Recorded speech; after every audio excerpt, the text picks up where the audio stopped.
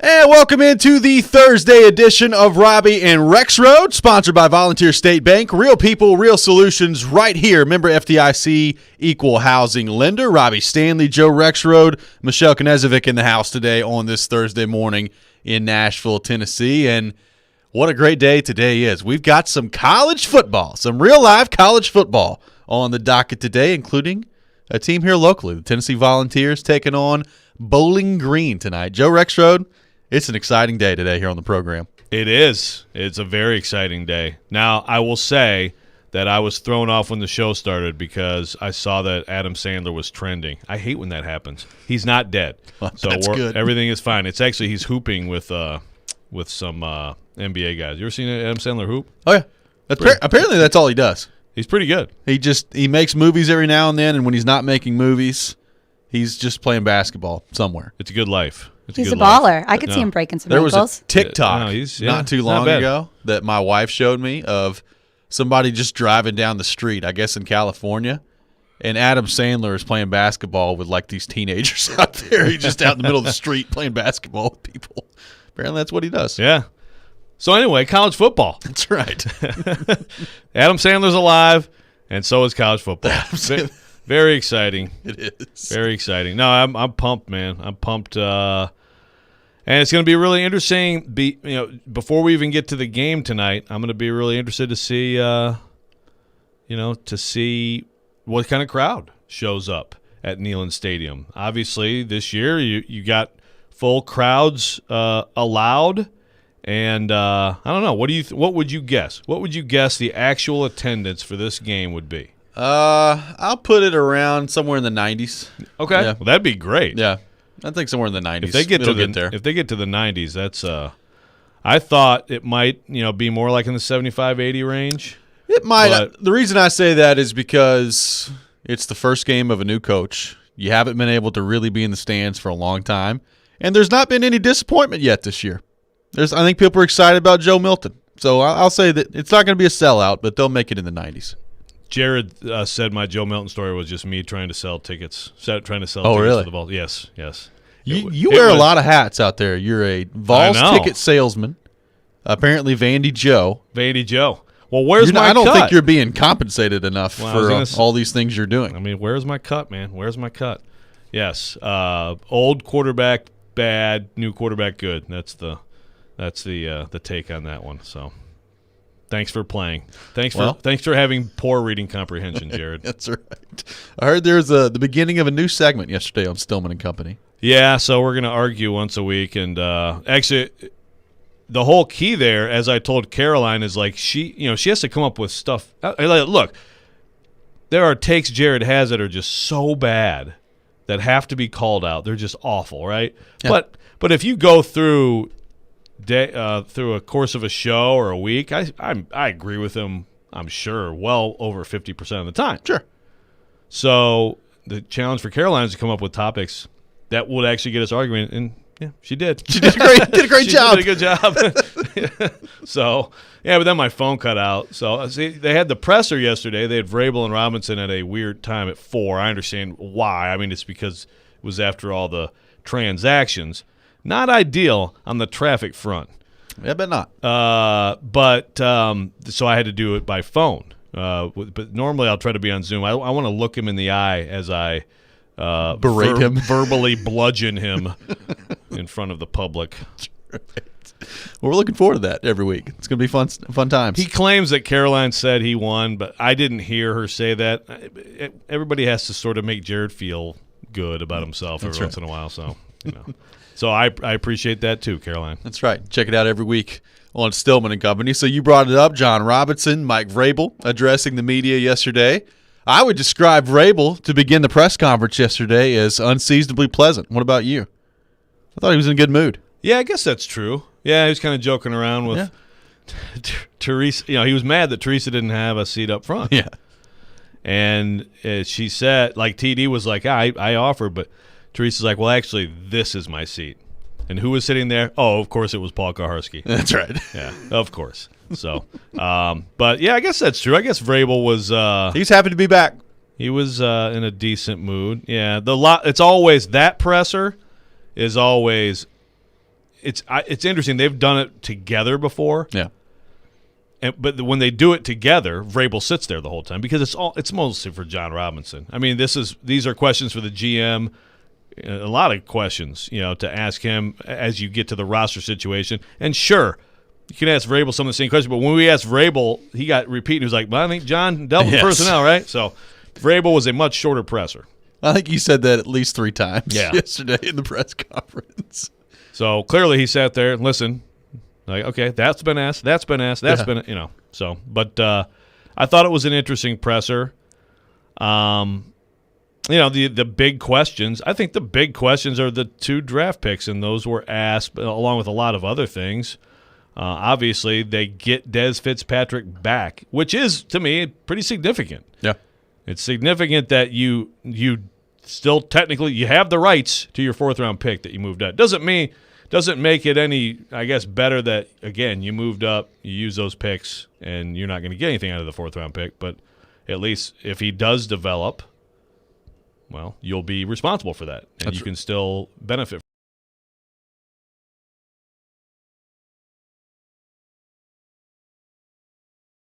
As well, here's what Titans GM John Robinson had to say on Dez Fitzpatrick yesterday at his press conference. Obviously, the big move out of your releases, Fitzpatrick, 4th-round pick, you moved up to get him. What went wrong? How did it get to him not, being on the roster at this point? Yeah, I mean, I don't know that anything went wrong, T. It's, at some players, it takes some longer to transition to the pro game. We've seen that before with a lot of our guys. Jerry McNichols was a draft pick, and he's bounced around with several teams and been on practice squads. Has been on our practice squad, and he kind of carved out a nice little role for himself here now. Tierra Tart, Derek Roberson, Logan Woods. I mean, there's a lot of guys that have started there, have continued to work and build and try to improve their skill set. Which is what we expected Dez. And, I challenged him to come in every single day, work to be better. He knows what the expectation level is. I know the capabilities that he's capable of.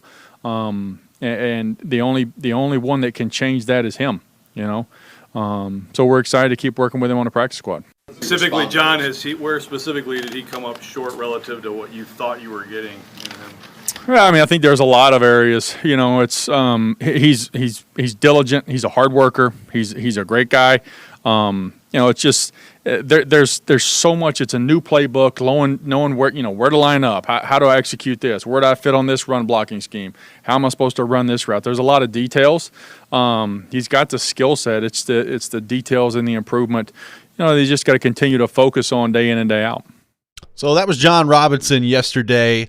At his press conference. Wonderful follow-up question by you, by the way. Thank you. Well done on that part. What was your takeaway from Robinson's response, I guess both of his responses there on Dez Fitzpatrick? Well, first of all, you'll be shocked by this. I disagree with what Jared thought immediately after as I was listening. He thought that saying I'm not sure anything went wrong or however he said it means that he's just saying that Dez Fitzpatrick simply isn't good enough. I don't agree with that. I think if you listen to the whole answer, we had an interesting debate with some of the media types after the presser. Okay, if he has this great attitude, then how is he struggling to do? So Vrabel also followed up later and talked about, okay, off the ball, and this is a good question by Luke Worsham. So what do you mean off the ball? We think of blocking. But as Vrabel said, well, it's also if you're running a clear-out route, like you're running a vertical route to clear out an area for someone else, okay, are you going a million miles an hour, or are you just sort of jogging through it, for example? I mean, to me, you can have a good attitude, come to work every day, be trying to learn everything, and still not have that extra level of whatever you want to call it, desperation, just intensity that you need to make it in this league. Now, you got to find it, and I don't know, maybe he won't. But I think it is possible to have a quote-unquote good attitude and still be coming up short in these areas. Look, right now he's not good enough. So, again, the fact that they have him on the practice squad means that it would be worse for them if he went somewhere else and all of a sudden the light goes on. And certainly it's possible that a rookie who is struggling in his first camp could become a good player. That's happened countless times in this league. I just, when I watch him, they're just, I don't know if it's like a gear he doesn't have, and maybe it's just because he's swimming, and it is the playbook stuff and all that, and halfway through this year it'll come together. But, I mean, it was, I guess it was about as expected. But I don't agree necessarily that they just – I mean, if they gave up on him, then they would have given up on him. Well, sure, and, he's on the practice squad now, and hopefully for his sake he can take this time and develop this year. I will say, though, I mean, you traded up to get this guy. So, John Robinson talking about how it takes some players longer to develop. I mean, that's all true. I think we know that in every sport. That doesn't really soften the blow to me all that much. You've traded up to get this guy, and you don't trade up to get somebody in the fourth round to then just take a rebuild year and basically a redshirt year for the guy. I hear what he's saying, and I know that that's true at the NFL level because it's true in every sport. Some guys, they take a little bit longer to adapt to the pro game, but that's a bad look trading up for that in your first year. Yeah, well, it's a bad look to trade extra picks and trade draft capital. But I'll say this. Let's say Fitzpatrick was close to what you hoped as a fourth-round pick would be right now. I still don't think he contributes to this team. And that's more because of other guys. I mean, that's more because unless Marcus things go Johnson, wrong, yeah. Well, sure. But, I mean, Marcus Johnson and Chester Rogers, two guys that I had them slotted behind him going into camp, and it's not even close. Right. So he could be like playing well. Okay, clearly this guy's on the roster, and I think he'd still be a pretty long way from seeing the field this year. Well, but yes, but the fact that they did trade up to get him tells me they saw something. And I would just like to know what they saw in him to do that. Because we talked about it at the time. Like, Des Fitzpatrick, I mean, he was a good player in Louisville, but we talked about it the day after he got drafted. It felt like a little bit of a reach to take him where they did. And I would just be interested to know what they saw in Des Fitzpatrick in order to make that move. Honestly, one thing I think, and I thought it right away, and I thought it every time, I bet you he blew them away in his interview. I bet you he blew them away. He's a coach's son. He's been great in interviews with us, and he loves football. He's a football guy. He talks football, kind of like maybe a little bit like Elijah Molden, also, son of an NFL player. So I think that absolutely was a big factor. Like, okay, someone with this personality, and then, the guy did produce for 4 years at Louisville. Sure. But you're right. For as much as we make fun of mock drafts, the mock draft people had him around 6th or 7th round, and it's like, okay, I think you could have got him later. So, but I think that's the answer, is that they saw the production. I mean, he's got good measurables and all that. I think he's got good speed, and then combined with, TD said there were people who definitely liked him at the Senior Bowl. He showed out well there. So, but even with that, again, people had him. Oh yeah, about a 6th rounder. Yeah, so that's about what he looks like. It's about what he looks like for sure right now. We'll continue the discussion on the Titans when we come back. Get some more thoughts yesterday from John Robinson and Mike Vrabel. All that coming up next. You're listening to Robby and Rexrode here on ESPN 102.5 The Game.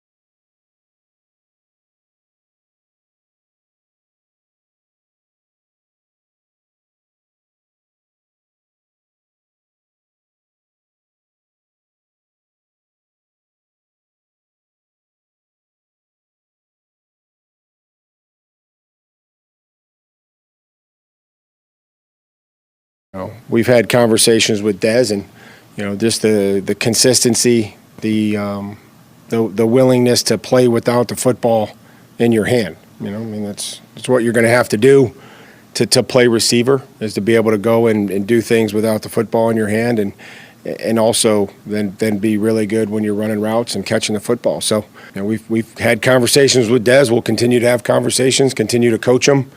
We'll see where it all goes as the season unfolds.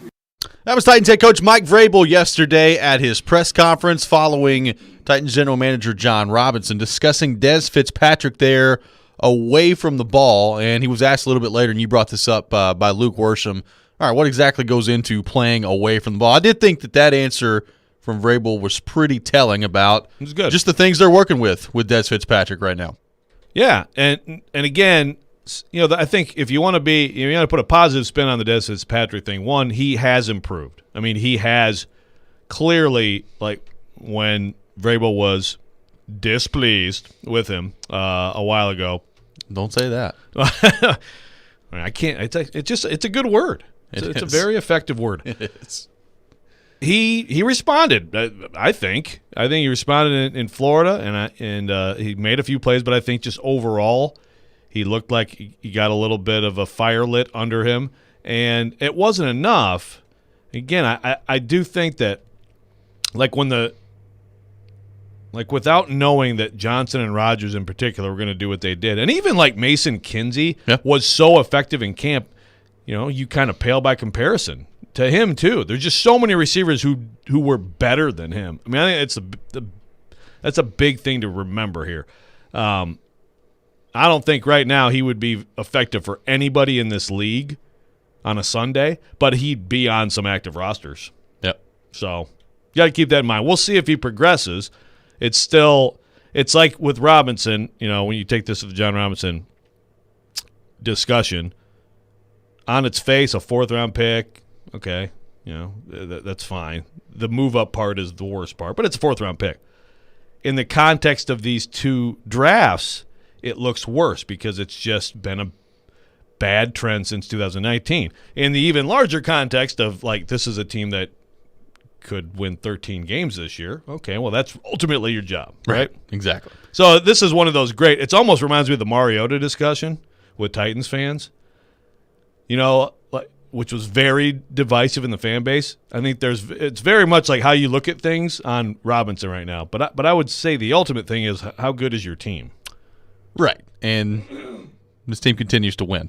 So yeah, he deserves credit for that as well. So again, getting Marcus, I mean, those are not we make such a big deal out of the draft. Sure. And such a big deal out of the big free agent signings, but when you jump on a Marcus Johnson when he's available, okay, those things are also hugely important in that job, and we barely notice them. I mean, whenever the day of the transaction of Marcus Johnson, I have no idea it happened. Yeah. But he's about to be their number 3 receiver if he's healthy.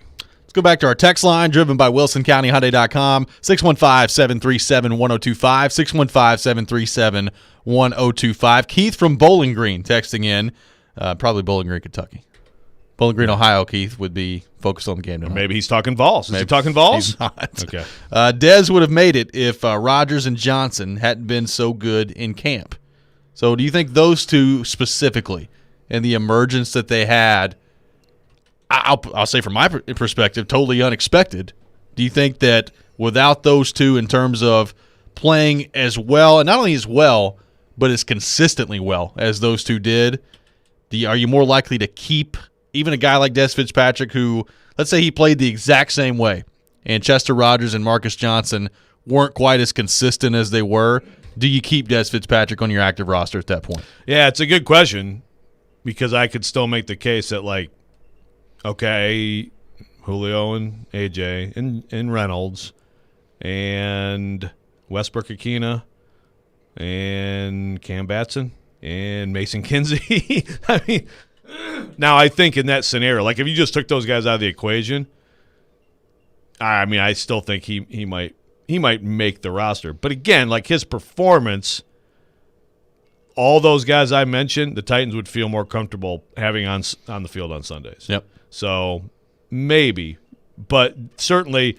those guys bumped him down 2 more spots, and also just there's quite a contrast when you watch them play and watch them on every snap versus him. And again, he's ultimately got to fix that, or it's just that he doesn't have it in him. But I don't think that's what John Robinson was saying yesterday. Let's go back to the text line. Chris texting in. Eddie George talked to Derrick Henry and changed his career.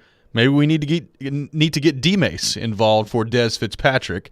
Chris also says, don't let the football term, quote, smoke a route Vrabel used be missed yesterday. Found that hilarious. Hadn't heard that one before. That was good. That was I like good. that. That's some good football talk right there. Yeah, I mean, get D-Mace talking to him. Anybody? We got Chris Sanders in town. Yeah. A lot of guys you could talk to him. Tannehill starts struggling this year. Give old Kerry Collins a call. Jake Locker. Well, Vince Young. maybe so. One other thing on a different topic from yesterday that I thought was interesting, not just because I asked the question, but I asked Vrabel about Mekhi Sargent, and his answer makes me think Mekhi Sargent is going to be off the team. He's going to be cut and be on the practice squad. Because I asked Vrabel about pass protection, and he's basically to sum up the answer, that's not really a big part of his job. Well, it's interesting, though, because John Robinson's answer on him made me think he was going to be on the team. Yeah, well, right. No, Robin, I agree. And he was like, man, he's out there. And I totally agree. Like, he's running great, and he's out there in the kickoff team, and maybe he will be. But when Vrabel said that about pass protection, I'm like, well, that spot is more likely to me to go to someone that you feel good about on third down, especially because we don't know about Darrington Evans, right? I would think so. But he did. Vrabel basically said, you asked about the pass protection, and Vrabel said, yeah, that's not really what his role would be. And you're like, oh, okay, well, when's he going to be on the field if that's not going to be his role? Right, only if Derrick Henry's hurt. Yeah. I suppose, yeah, you're not going to keep all the – I was going to say, I suppose he could be on the roster and be a change of pace running the football, but are you gonna keep him and then McNichols on third down? And Darrington Evans? And if he gets back? Yeah. Because if Darrington Evans gets back, he's the guy. He's the other back who would get the ball. Sure. So I think Sargent he's destined for the practice squad. But you're right. Robinson's answer was glowing about it. Yeah. Maybe they're fighting about it. Maybe so. We've detected a little conflict. Maybe that's why he's still here. They can't decide. I don't know. Oh, man. Let's go back to the text line, driven by WilsonCountyHyundai.com. Kelton texting in. On Darren Donica Chase, Darren had a stat that the majority of the players who are on a 53-man roster are undrafted. That's astounding. I'd have to see that. Okay, say it again. The majority of players on it just says a 53-man roster. So I don't wonder if that's the average. I don't know. I'd have to look into that. I don't think that's true. I'm sure there's a lot of undrafted players. So you're saying the majority of the league is undrafted? Is that what you're saying, across the league? That's what the text says. I don't know. Okay. Well, we can go through the Titans real. They got a few undrafted guys, but I don't think it's the majority of the team. No, right? Yeah. That would be shocking to me. All right, Kelton, you've got the wheels are spinning now. Chris texting in says, I think Jake Locker is somewhere on the same farm as Cole McDonald. Don't call him.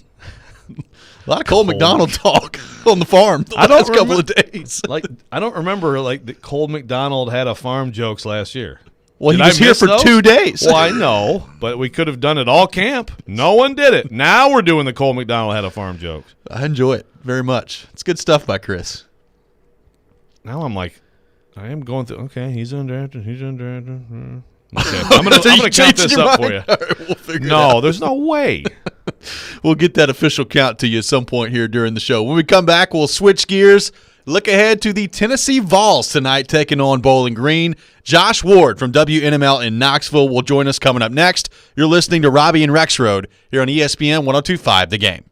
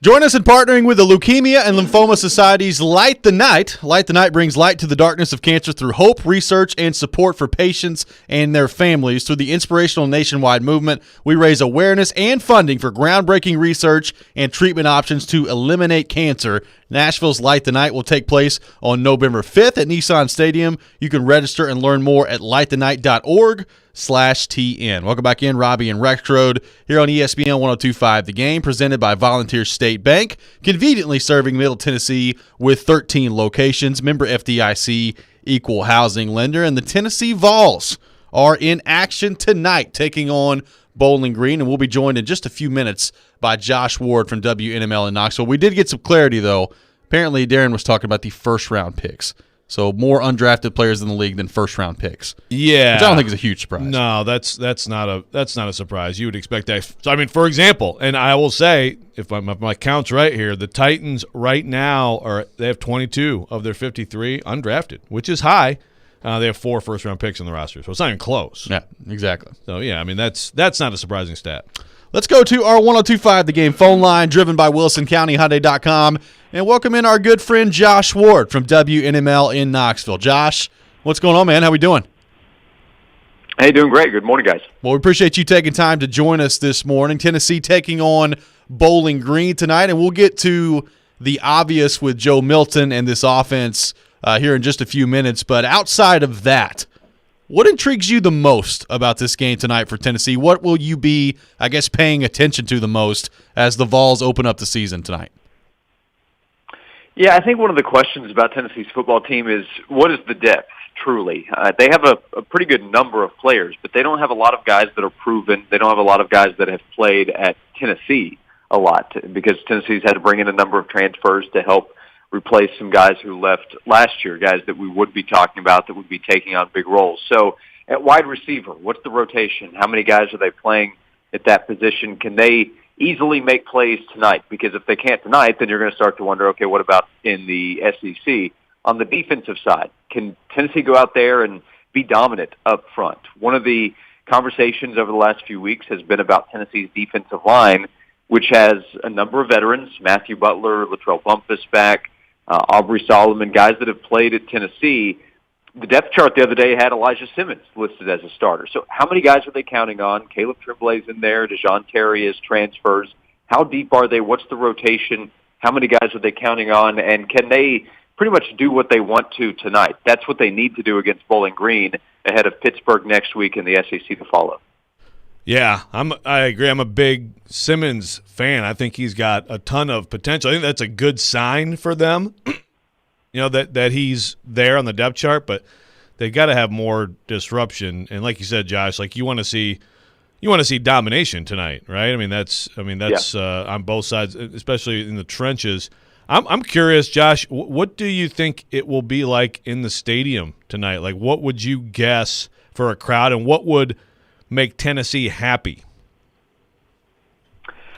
That's a good question, because it's the first game back since everything from last year. It is a Thursday night game. I don't know how that affects what the crowd will be. They're celebrating 100 years at Neyland. You have the new lights that are going to be exciting for the fans to check out. So I think it'll be a good crowd. The season ticket sale demand has not been great. It's been on the lower end of what we've seen heading into a college football season. I don't know how much that's been updated in the last few days, but it wasn't great to begin the week. So, that's not a necessarily positive indication, but we're still talking about Tennessee football, and we're still talking about a chance to get back to Neyland Stadium, which I think will bring fans in. So, a Thursday night opener against Bowling Green, which is not a big-time opponent.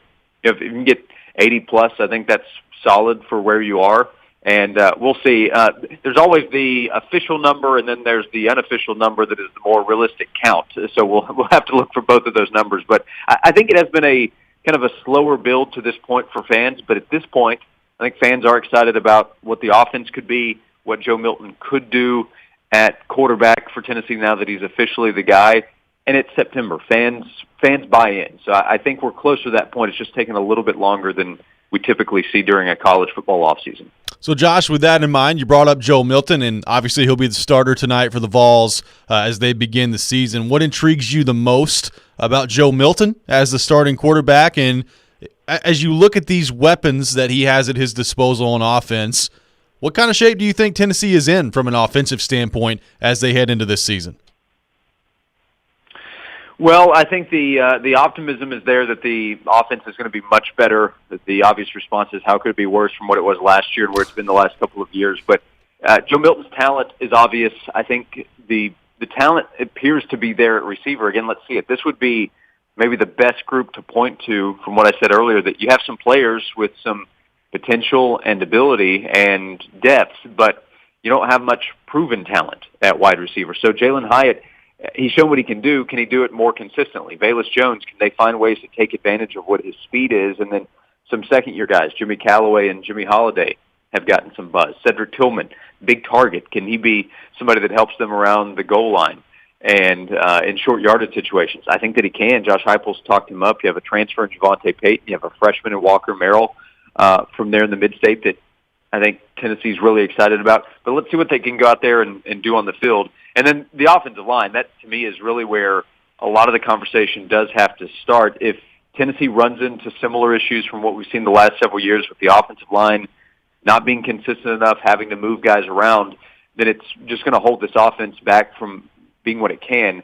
My guess is that there's enough speed, there's enough talent, and there's good enough coaching on the offensive side with the track record of this staff that we're going to see a better version of Joe Milton. We'll see enough playmaking ability at wide receiver. Hyatt is the guy that most people are excited about. I think that's very understandable. Let's see what those other players can do, because if you, at the end of the season, are talking about 4 to 6 guys that you really felt good about how they played, that means the offense probably had a really good year.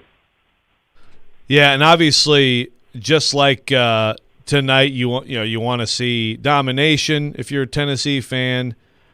You want to see other quarterbacks because it's out of hand, right? And now. My question for you, Josh, one is, how much do you think it would take for another quarterback to be on the field for a bad reason, and who do you think the next quarterback is? Well, those are good questions. It would be a disaster to me if they're having to make a change at quarterback because of on-field reasons against Bowling Green. That would not be a good sign of where the offense is. Next week, let's see, against Pitt. But my guess is that we see 3 quarterbacks. Now, who's number 2? My thought during the offseason and fall camp would be Joe Milton versus Hendon Hooker, with Harrison Bailey doing his best to say something about it. So my guess is Hendon Hooker and then Harrison Bailey, but that's been the better question in terms of the quarterback competition the last few weeks. Who's number 2? Because we've known for a little while, since scrimmage number 2, that Joe Milton was going to be the number 1 quarterback. It was just a matter of Josh Heupel waiting to announce it. He would not go into specifics of who number 2 is. Maybe it could be, depending on the situation, if they need to go to a second quarterback. My guess is the goal tonight is to play quarterbacks 2 and 3, so the order of who goes in may not matter in that kind of setting. But I think the competition continues. They want to see more out of Harrison Bailey because they know what his potential is. I think they probably feel safer with Hendon Hooker, with his experience and what he can do within the offense and his running ability to help run the offense for Tennessee if they need him. Josh Ward from WNML in Knoxville on the line with us, driven by WilsonCountyHyundai.com. So, Josh, with all that in mind, as Tennessee set to now to embark on this season in Josh Heupel's first year, what does success look like for Josh Heupel this year, in your opinion? Whether that's a win total, the way the offense looks. When I ask you, what does success look like for Josh Heupel in year one, what comes to mind? I don't think the win-loss record is the immediate answer. That could be the ultimate answer if you find what you're looking for. Like if Tennessee can go 7-5 or even better, then I don't know who at the end of the season is arguing. But if you're in the 6-6, 6-6 to 7-5 range, I think it's not only that. I think it's how you played.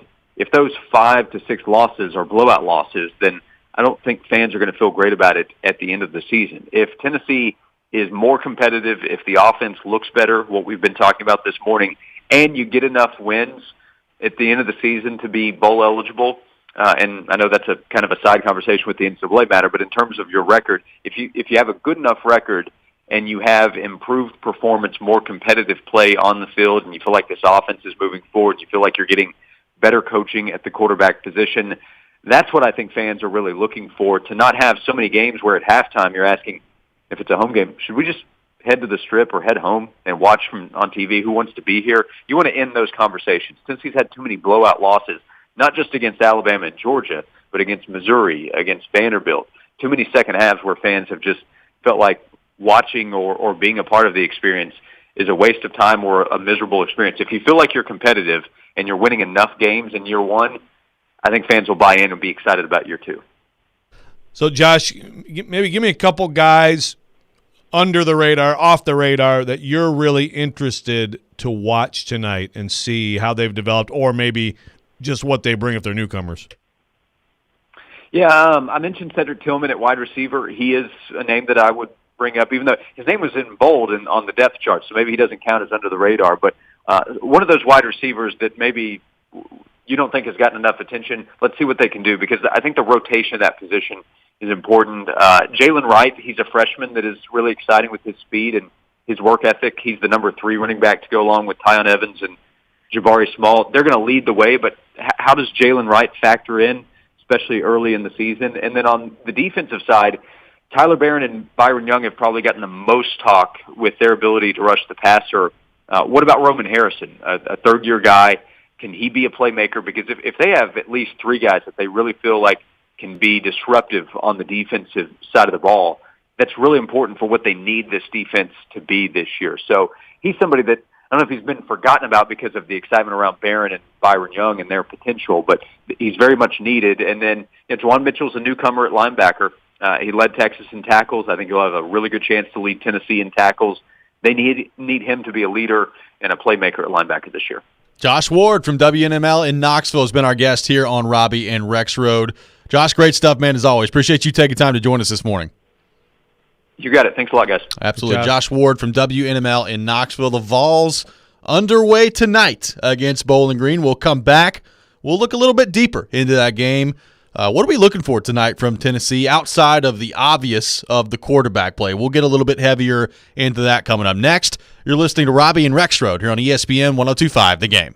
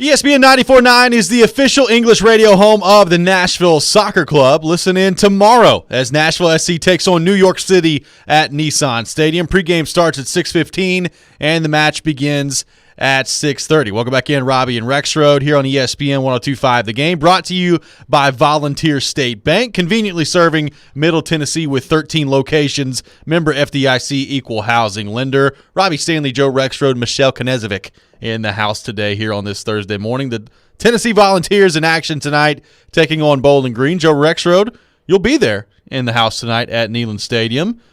We've talked a lot this week about Joe Milton and the offense and what that's going to look like just from a stylistic standpoint, and how excited we are to see Joe Milton actually play in this offense. Let's take that part of the discussion out of this. Outside of the obvious of that, what are you most looking forward to seeing tonight on the field from this Tennessee team in Josh Heupel's first game? Well, I think you want to see, if they can dominate like they should in this game, as Josh said up front. I think on both sides of the ball. Will that necessarily mean much about better games? No, we're going to find out a lot more next week. Pittsburgh has lost some guys. Obviously, we know one guy who's here, Rashad Weaver, Patrick Jones as well, 3 of their 4 DBs, but still they've got some guys who are going to be in the league on defense. They got a quarterback who might be. So we're going to find out so much more 9 days from now. But tonight you want clean operation and you want to dominate up front. But there's definitely some guys that I'm specifically interested in seeing. Byron Young is one of them for sure. A lot of hype about him.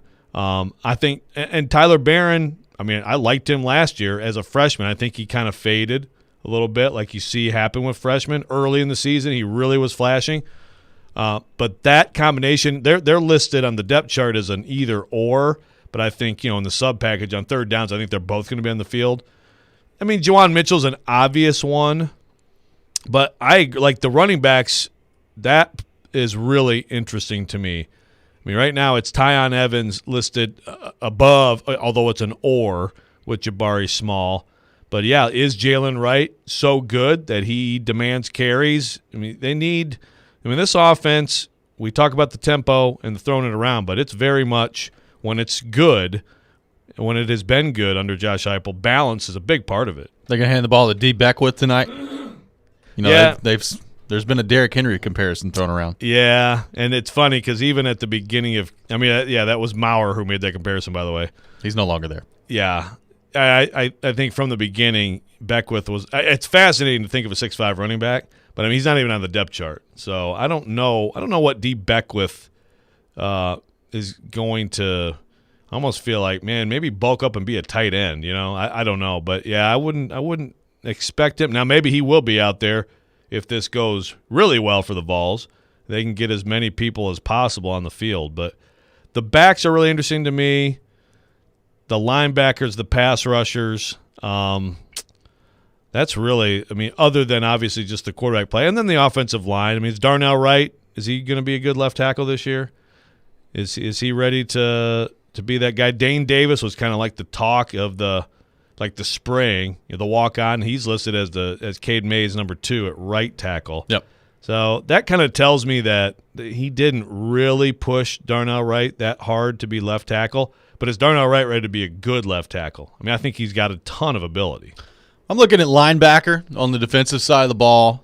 There's not a lot of depth there. And I guess really what I'm looking for tonight is there any point in this game where linebacker is a noticeable problem against Bowling Green? Because if it's a noticeable problem against Bowling Green, you're going to be in for a rough year at that position. That's the bottom line at that point. And look, I like Jeremy Banks. I think he's a talented player. Not everybody can make the transition from running back to playing linebacker. So it's been impressive to see him do that and to play at the SEC level. But when Jeremy Banks is one of your best options at linebacker, that's not a very good indication of where things are going there. No question. Imagine if they didn't get Juwan Mitchell. Yeah. And obviously a lot of hope with him as a senior, and all the talk's been positive, but There aren't too many times when someone comes in, it's like, yeah, it's really not working out well out there. I mean, especially in college football where so little of practice is viewed by outsiders. So I agree. That position is the clear. You already aren't sure with the starting group, and then you have no idea after that. And if you have any injuries, who knows how that could go. That's if they could take some D linemen and convert them into inside linebackers, or trade with somebody out there. Yeah. Couple of those veteran D linemen for like a linebacker, they'd probably make that trade. Then offensively, obviously outside the quarterback position, at wide receiver, two guys that we talked about a lot at different times last year in terms of are they ever going to get an opportunity to be on the field, and that's the two Jimmys, Jimmy Holiday, Jimmy Callaway. They got a lot of speed that they bring to the table. We've not really seen them yet in a Tennessee jersey. Look, I think Jalen Hyatt is going to be able to get open tonight whenever he wants to. I think Velus Jones Jr. largely is going to be able to get open whenever he wants to tonight. If he's healthy. If he's healthy enough to go, and I don't know how willing they're going to be to just throw him out there like that. Josh Heupel did say that he's ready to play and play at a great level is what he said. So I would assume Velus Jones is going to be on the field. I don't know how much he's going to play at that point. But if those two aren't getting open, you got a bigger problem than what we think heading into this game. But can Jimmy Callaway, Jimmy Holiday show you anything? Because I think it's one thing to feel good about Jalen Hyatt and Velus Jones Jr., and I think most Tennessee fans do. You got to find a way to get some depth at that position. Cedric Tillman's kind of a different wide receiver. He's not a burner. He's a bigger guy. And, I feel good about him being a big target, but he's not a guy that you're just going to chuck the ball to down the field over and over again on vertical routes. Callaway and Holiday, they've got some speed to get open and get down the field. Can you develop some depth at that position? Now, again, a lot of that's going to depend on the quarterback as well, and I get that. But those are the two wide receivers I'll be watching tonight with the most interest. Yeah, and I'm surprised Holiday isn't on the depth chart, the official depth chart. But I agree. There's been so much talk about him and his speed. Callaway, you've got Anderson Kobe is another one. I mean, Javonte Payton is listed as a co-starter with Velus Jones. Walker Merrill in there, as Josh Ward mentioned. I mean, there's a lot of guys, and you would think out of that you would find some consistent playmakers. I mean, Joe Milton, obviously so much of the season is going to be about, finding what works for him, but hoping that he can be more efficient and, hoping that healthy hand makes a big difference. But I think certainly he's still got mental aspects of the game to be better on than what he was last year. I also think, he's got to have a group of receivers that he feels comfortable with and has great chemistry with. So, you also you got to pare that down at some point here pretty quickly, right? And you got to who are his main guys? I mean, I'm confident that Hyatt is got to be top of the list, but there's a lot of competition for snaps there, which is good. Well, and then outside of specific players, and you brought them up a little bit with the pass rush, can you generate a consistent pass rush against Bowling Green? In a perfect world, you're going to be up by a lot, and they're going to be throwing the ball a lot in this game. You need to find a way to get to the quarterback. And, we talked a lot about the Titans' pass rush or lack thereof last year. Tennessee didn't have much of a pass rush last year either, and they've got to find a way to get to the quarterback and affect the quarterback. And, again, if they come out tonight and their pass rush looks unbelievable, I don't know that necessarily means anything as they move forward here. But if it doesn't, I think that's when you start to be concerned about, all right, if you can't get to the quarterback against Bowling Green, how are you going to get to the quarterback against Florida or Georgia or Missouri? No doubt. Oh, no doubt. And you got to be – the pass rush, again, they have to have somebody up front who causes problems. And Elijah Simmons, I think the same thing with Tyler Barron. Yep. Early last year, oh, okay. And then he got hurt. I think he hurt his ankle. And that's tough when you're 6'2", 350, And Aubrey Solomon feels like he's been there for 6 years at this point. Yeah, and Aubrey Solomon doesn't appear in the depth chart. I know, which is kind of surprising. Kind of weird to me. Yeah. Omari Thomas, I think he's really struggled. There's another guy I think could be really good, but you got to get the weight under control. They got Blakely, Tremblay. Those veterans are fine, but I just you need some young guys who are going to come in and help that pass rush by getting push in the interior. We'll continue the discussion on Tennessee and college football as a whole when we come back. This is a very special day, a very special weekend for Robby Stanley and Joe Rexrode. We'll tell you a little bit more why coming up next. You're listening to Robby and Rexrode here on this beautiful Thursday morning in Nashville, Tennessee, ESPN 102.5 The Game.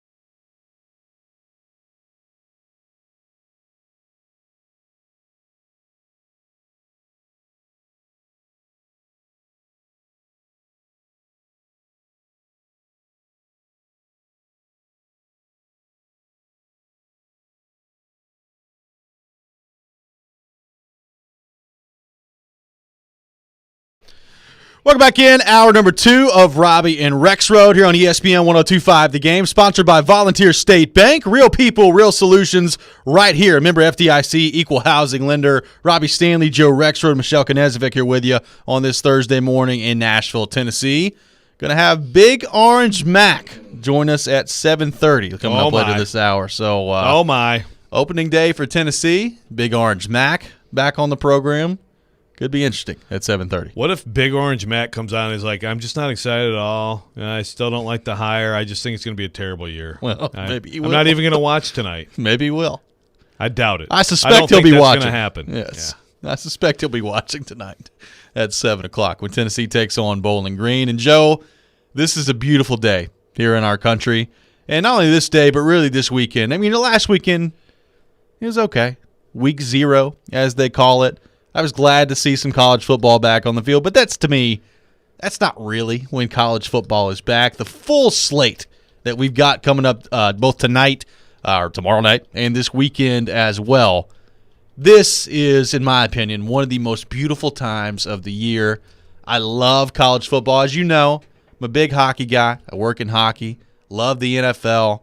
College football might be my favorite thing on the planet. I love me some college football, and this is a big day for Robby Stanley. Looking forward to it tonight. I'm excited. I'm excited for you. I'm excited for you and for all of us. And, college football is just it's special. You know, I've asked a lot, okay, college football or NFL? And honestly, it's tough for me because it's still the highest level, and I love the NFL. Sure.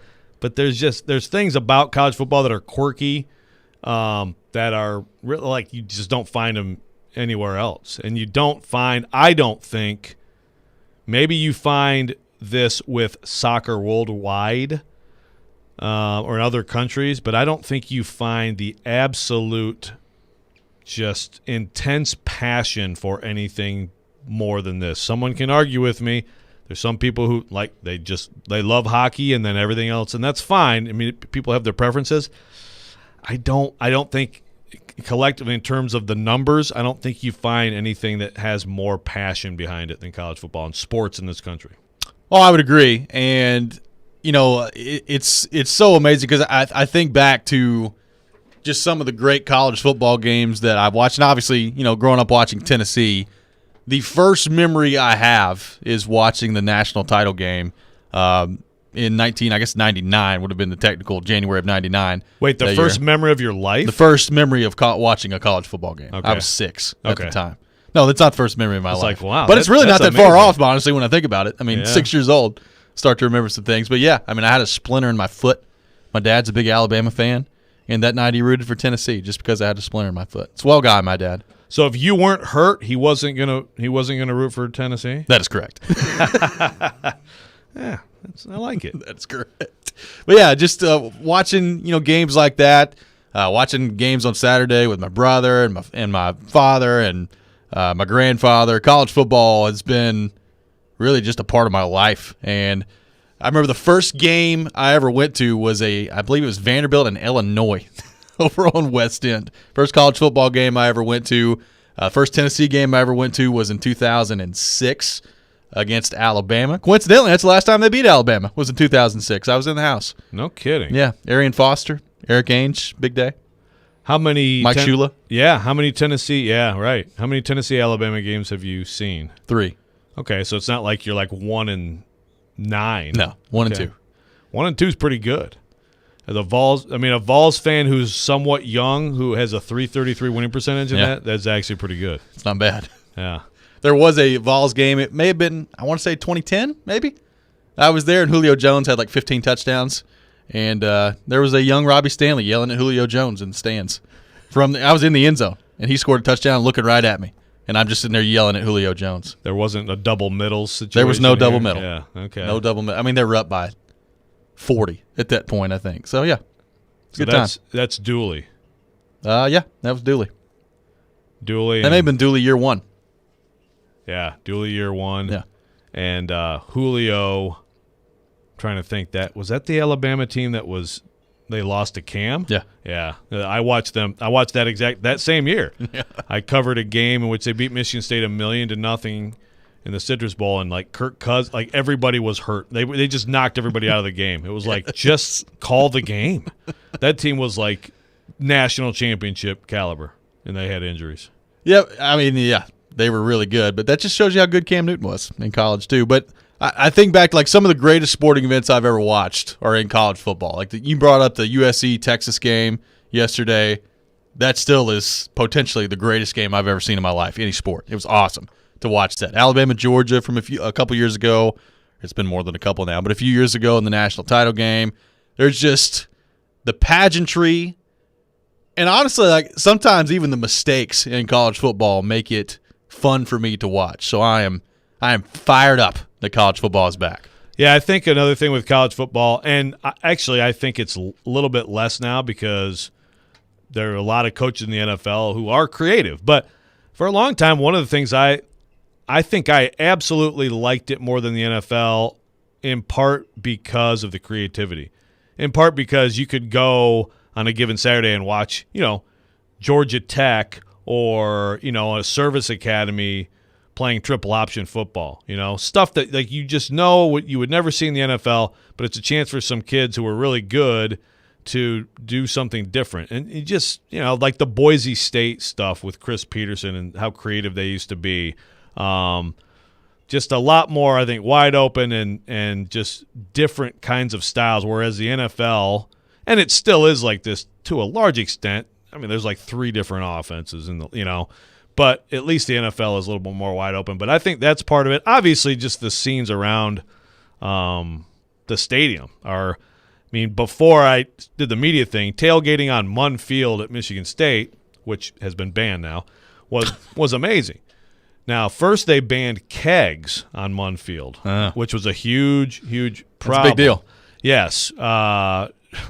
Yeah, like there was like protests about the keg ban. But then we know you were protesting, Joe. Well, honestly, so I have a buddy. Joe in the street just holding up the big keg like the Stanley Cup. Yep. I have a buddy and still a good friend of mine. He's actually a lawyer in L.A.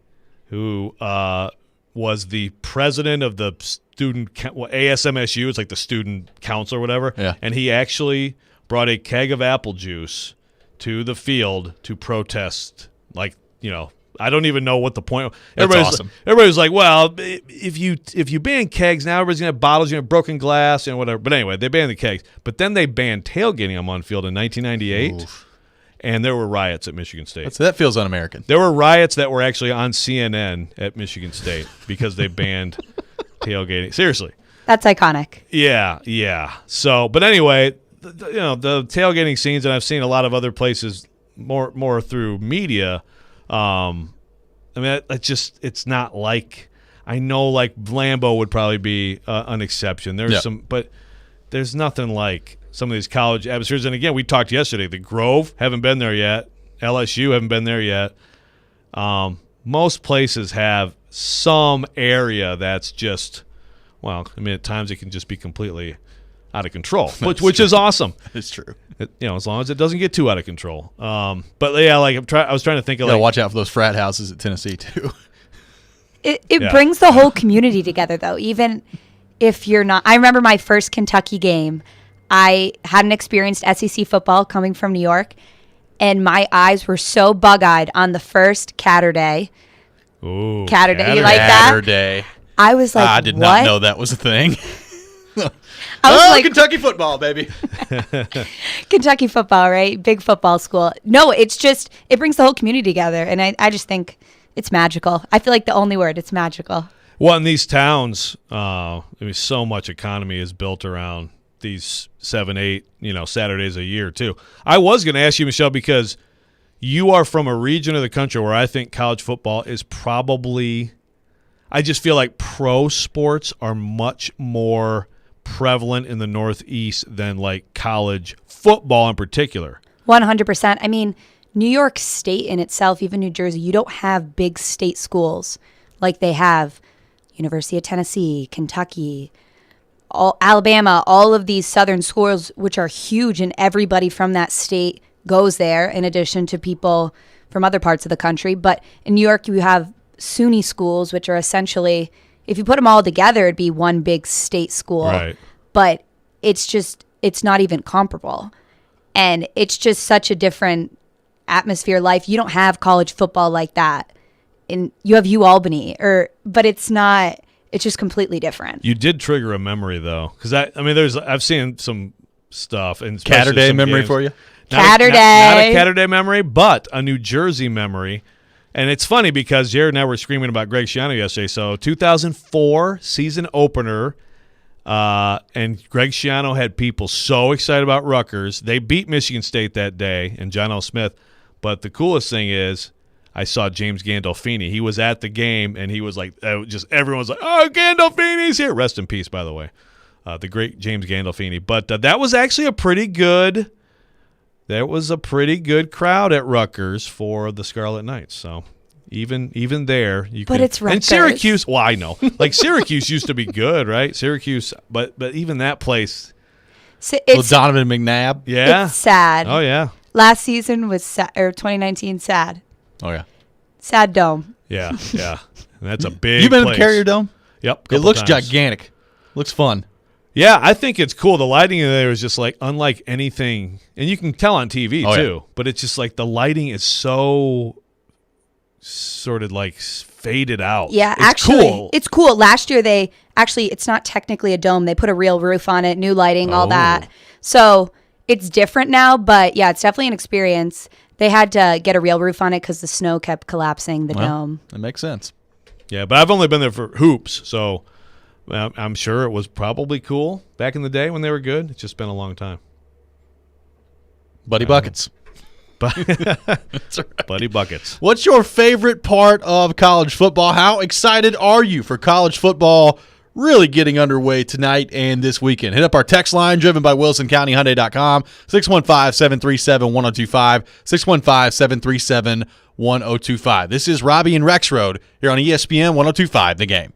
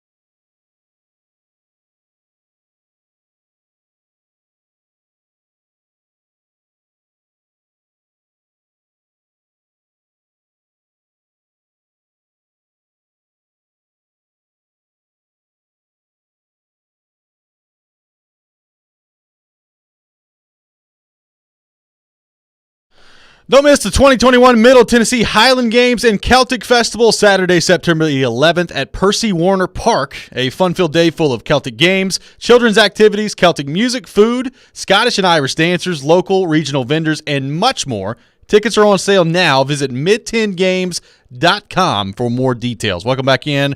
Robby and Rexrode here on ESPN 102.5 The Game. Brought to you by Volunteer State Bank. Member FDIC, equal housing lender. Joe Rexrode discussing college football. Back in action tonight. It's a very exciting day here on the program. Taking people's thoughts on the text line. Driven by WilsonCountyHyundai.com. 615-737-1025. 615-737-1025. Jordan texting in. Purdue boat racing Ohio State when Dwayne Haskins was the quarterback was amazing. So a big memory there from Jordan. And you know who spearheaded that win. That's Big Rondale Moore. Oh, yeah. Remember watching that one. That was wild. That's the crazy thing about Urban, too, is like he obviously tons of success, but he'd have like in many years, he had this one game where they just didn't show up, you know? Brom was there for that, right? That was Jeff Brom, right? Yeah. First year? Yeah, I think or maybe so. second. Yeah. Maybe second year. Yeah. I thought that they would be a little bit more of a factor under him. But again, it We'll is see. Purdue. So Right. it's kind of difficult to recruit there. Well, and even look, one thing Purdue never had to worry about at all was like Indiana being any good. Yeah. I mean, they're actually good. Like, it makes it harder. Tom Allen, good coach. Let's go back to the text line. Got a texter that says, I'm not the biggest college football fan, but rivalry week is always something that I'm excited for. There is a lot of good college football rivalries. Well, and I think college sports rivalries also, to me, are just a little different. more, yeah, you know. And you can take that to college hoops, too. There's some great ones. But, yeah, maybe it's just I think it's maybe the youth of the players, but more than that, I just think it's the fan bases. Yeah. You know? I mean, that's what makes it different. Matthew texting in says, running through the T. Go Vols, his favorite part of college football. Where's that rank on your, like, Tennessee tradition list? Oh, it's up there. Love me some running through the T. Vol walk's cool, but when you're in the stadium especially and you see the T open up and they take off running through it, regardless of most of the time when I've been there lately and I know what's about to happen 15 minutes later when they actually step foot on the field, running through the T is pretty awesome. Would you, like, if you were a billionaire, would you pay, like, a few mil? Like, if I was a billionaire, yeah. I'd do it. Who did that a few years ago? I don't know. Oh, yeah, that was I'll figure it out. I think I actually interviewed him about that. If I was a billionaire, I'd bring Peyton Manning with me. We'd run through the T together. Holding hands. Yeah, maybe so. That'd be amazing. What's the for both of you? What's the in-person greatest game or moment you've seen in college football? Oof, in person. A lot of that's been either a Vanderbilt game or a Tennessee game. I will say the Halloween night Lane Kiffin black jersey Tennessee game against South Carolina was pretty cool. Saw that one in person. The Alabama game was pretty cool. I haven't seen much in person. Well, but you were at the game. I wrote about this last week, talking about Tennessee fans. Like, we had write essays. What are you most excited about? I was like, seeing these crazy Tennessee fans. Yeah. But you were at the Florida game, right? 16? No. Oh, okay. No. I thought you were at that game because that was like out of hand. Now, of course, they also thought they were going to. I did too. They were going to Atlanta. Yeah. But that was out of hand, and especially when you're down 21-3, and then you come back and it was just like the noise is, I was destroying things in my apartment the first part of that game, and then a little bit happier later. Then you fixed them, I hope, Yes, by the end of the fourth quarter. I feel like I'm with Robby. I don't have a significant moment in person, but I remember watching. This was probably, I think, the year Kentucky was 10-3, 2018, I think. And oh yeah, I was in Lexington. It was the game against Florida in the Swamp. We were on like a 20-year losing streak to them or something. Ah, yes. That was the most iconic moment, I think, in my college career. We were all just like in the local tin roof, whatever, in Lexington. Everyone's in their Cats gear. It's Catterday, Robby. And big Catterday fan. It came down to like the last couple plays. I don't even remember specifically. I just remember people going insane. And I was like, we did it.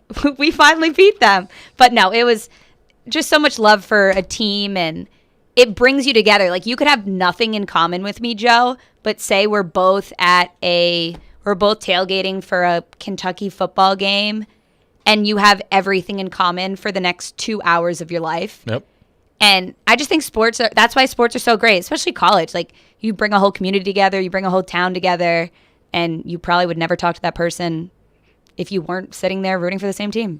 Yeah, no doubt. I mean, some of these college crowds, I sometimes have the thought, like, gosh, imagine if you could get this many people to, like, do stuff that was good, you know? I mean, it's good. It's good to cheer for a team and to the business that comes with it. But, yeah, it's incredible when you get all these people screaming about the same thing. What I'm more interested to know is, what is the greatest game that you've ever seen live and in person? Because you've seen a lot of college football games. Yeah, a lot of great games. I mean, it's hard. I think like covering the Rose Bowl was pretty amazing. You know, seeing some cool places that come to mind. And that was a good game. Very good game. Michigan State over Stanford. But I think Little Giants has got to be – and the thing is, you can't enjoy these things. Like, I'm on deadline in a press box, so the reaction is actually panic, you know, for me personally. It's panic. Yeah. Oh, my God, and it's a print deadline, and there's 8 minutes. But that moment, for anybody who doesn't remember, it was 2010. It was Michigan State, Notre Dame. A lot of backstory there, but Brian Kelly and Mark D'Antonio. Michigan State fans wanted Brian Kelly to be hired when D'Antonio was hired. Well, they hired D'Antonio. Everybody thought Brian Kelly was better. Michigan State's lining up for like a 45-yard tying field goal and like double overtime, or maybe just single overtime. You know, okay. And D'Antonio calls a freaking fake field goal. Yeah. And they throw to the tight end, and he scores a touch. And, like, the entire stadium was, like, cheering yes, but it was, like, shock. Yeah. Like, did he just seriously do that? That's what Brian Kelly was just like, you really called that? And he's like, yep. And so – and that like, moment, who was hired now? Yeah, I mean, it was just shocking. And so it's like, I'll never forget that. Also, like, whatever I wrote, just awful. But by the way, the postscript on that is I did break the story in the morning, probably one of the biggest stories I've broken, that D'Antonio had a heart attack. Ooh. So in the morning, overnight, he had a heart attack and went to the hospital. Yeah. So it's like this whole, like, and who knows, but there was a lot of, like, talk of that. Like, you know, you think about at that moment in his tenure, the risk that he put up there. I mean, I'm not going to say in here, like, calling that play game a heart attack. But seriously, like, that's an incredible amount of stress on someone. Yeah. And anyway, then after that, he was fine. He came back, but that will always stand out. Little Giants. And, of course, it was called, you know, Little Giants from the kids' football movie. Great movie, by the way. That's one of my favorite movies There you go. ever. One of the great play calls of all time, the annexation of Puerto Rico. That's there right. You go. That's right. Rob on Periscope, favorite sports memory, just about any call John Ward made. There's no question about that. Yeah. That's another thing. Ward. I mean, and I can't say that this is exclusive to college football. It's not. Great baseball announcers, but I feel like there's so many college announcers who are iconic and identified with the school and the fan base. Ryan in Nashville, favorite moment, watching Vandy own UT for 3 straight years. Ooh. How does that feel, Robby? Hello. Well, look, I can't say anything. It happened. I saw it. It has been 2 straight Tennessee blowouts now, by the way. It has. So I have my picks real quick today, and we've talked about this, but I went and did the math. It is amazing. 5 wins apiece in the last 10 years, 273 points apiece in the last 10 years. Yeah. I know Tennessee fans don't like to say it, but it's a rivalry. Tennessee Vandy. Dead even, baby. Which is more about Tennessee being bad than anything. But it's a rivalry. Yeah, yes, it is. When we come back, speaking of Tennessee, we'll be joined by a volunteer legend, Big Orange Mac, coming up next. We'll look ahead to tonight's game, get his thoughts on Josh Heupel as well. That's coming up next. Right now, though, got to tell you about my friends at FanDuel Sportsbook. And speaking of college football, FanDuel Sportsbook hooking new users up with enhanced 30-1 odds for the first big college football game of the season. And you can pick either Georgia or Clemson to win. You could turn a $5 bet into a $150 payday. I like Georgia in this game. I like the experience they bring to the table. like the quarterback situation with JT Daniels as well. But you take it any way you want to take it. Sign up and make your first deposit to kick off the college football season on America's #1 sportsbook. And there's no better place to bet college football than FanDuel Sportsbook. It's the #1 rated sportsbook app in America, and they pay you in as quickly as little as 24 hours. So you can make the most out of college football this week with enhanced 30-1 odds on Georgia versus Clemson. Just download the FanDuel Sportsbook app, sign up using promo code ROB so they know that we sent you. That promo code is ROB. You must be 21 or older and present in Tennessee. New users only. Must wager in designated offer market. A $10 first deposit required. $150 max bonus. Bonus for Tennessee users fulfilled in site credit within 72 hours. Tennessee site credit expires 14 days after receipt. See full terms at sportsbook.fanduel.com. Got a gambling problem? Call the Tennessee Red Line at 1-800-889-9789.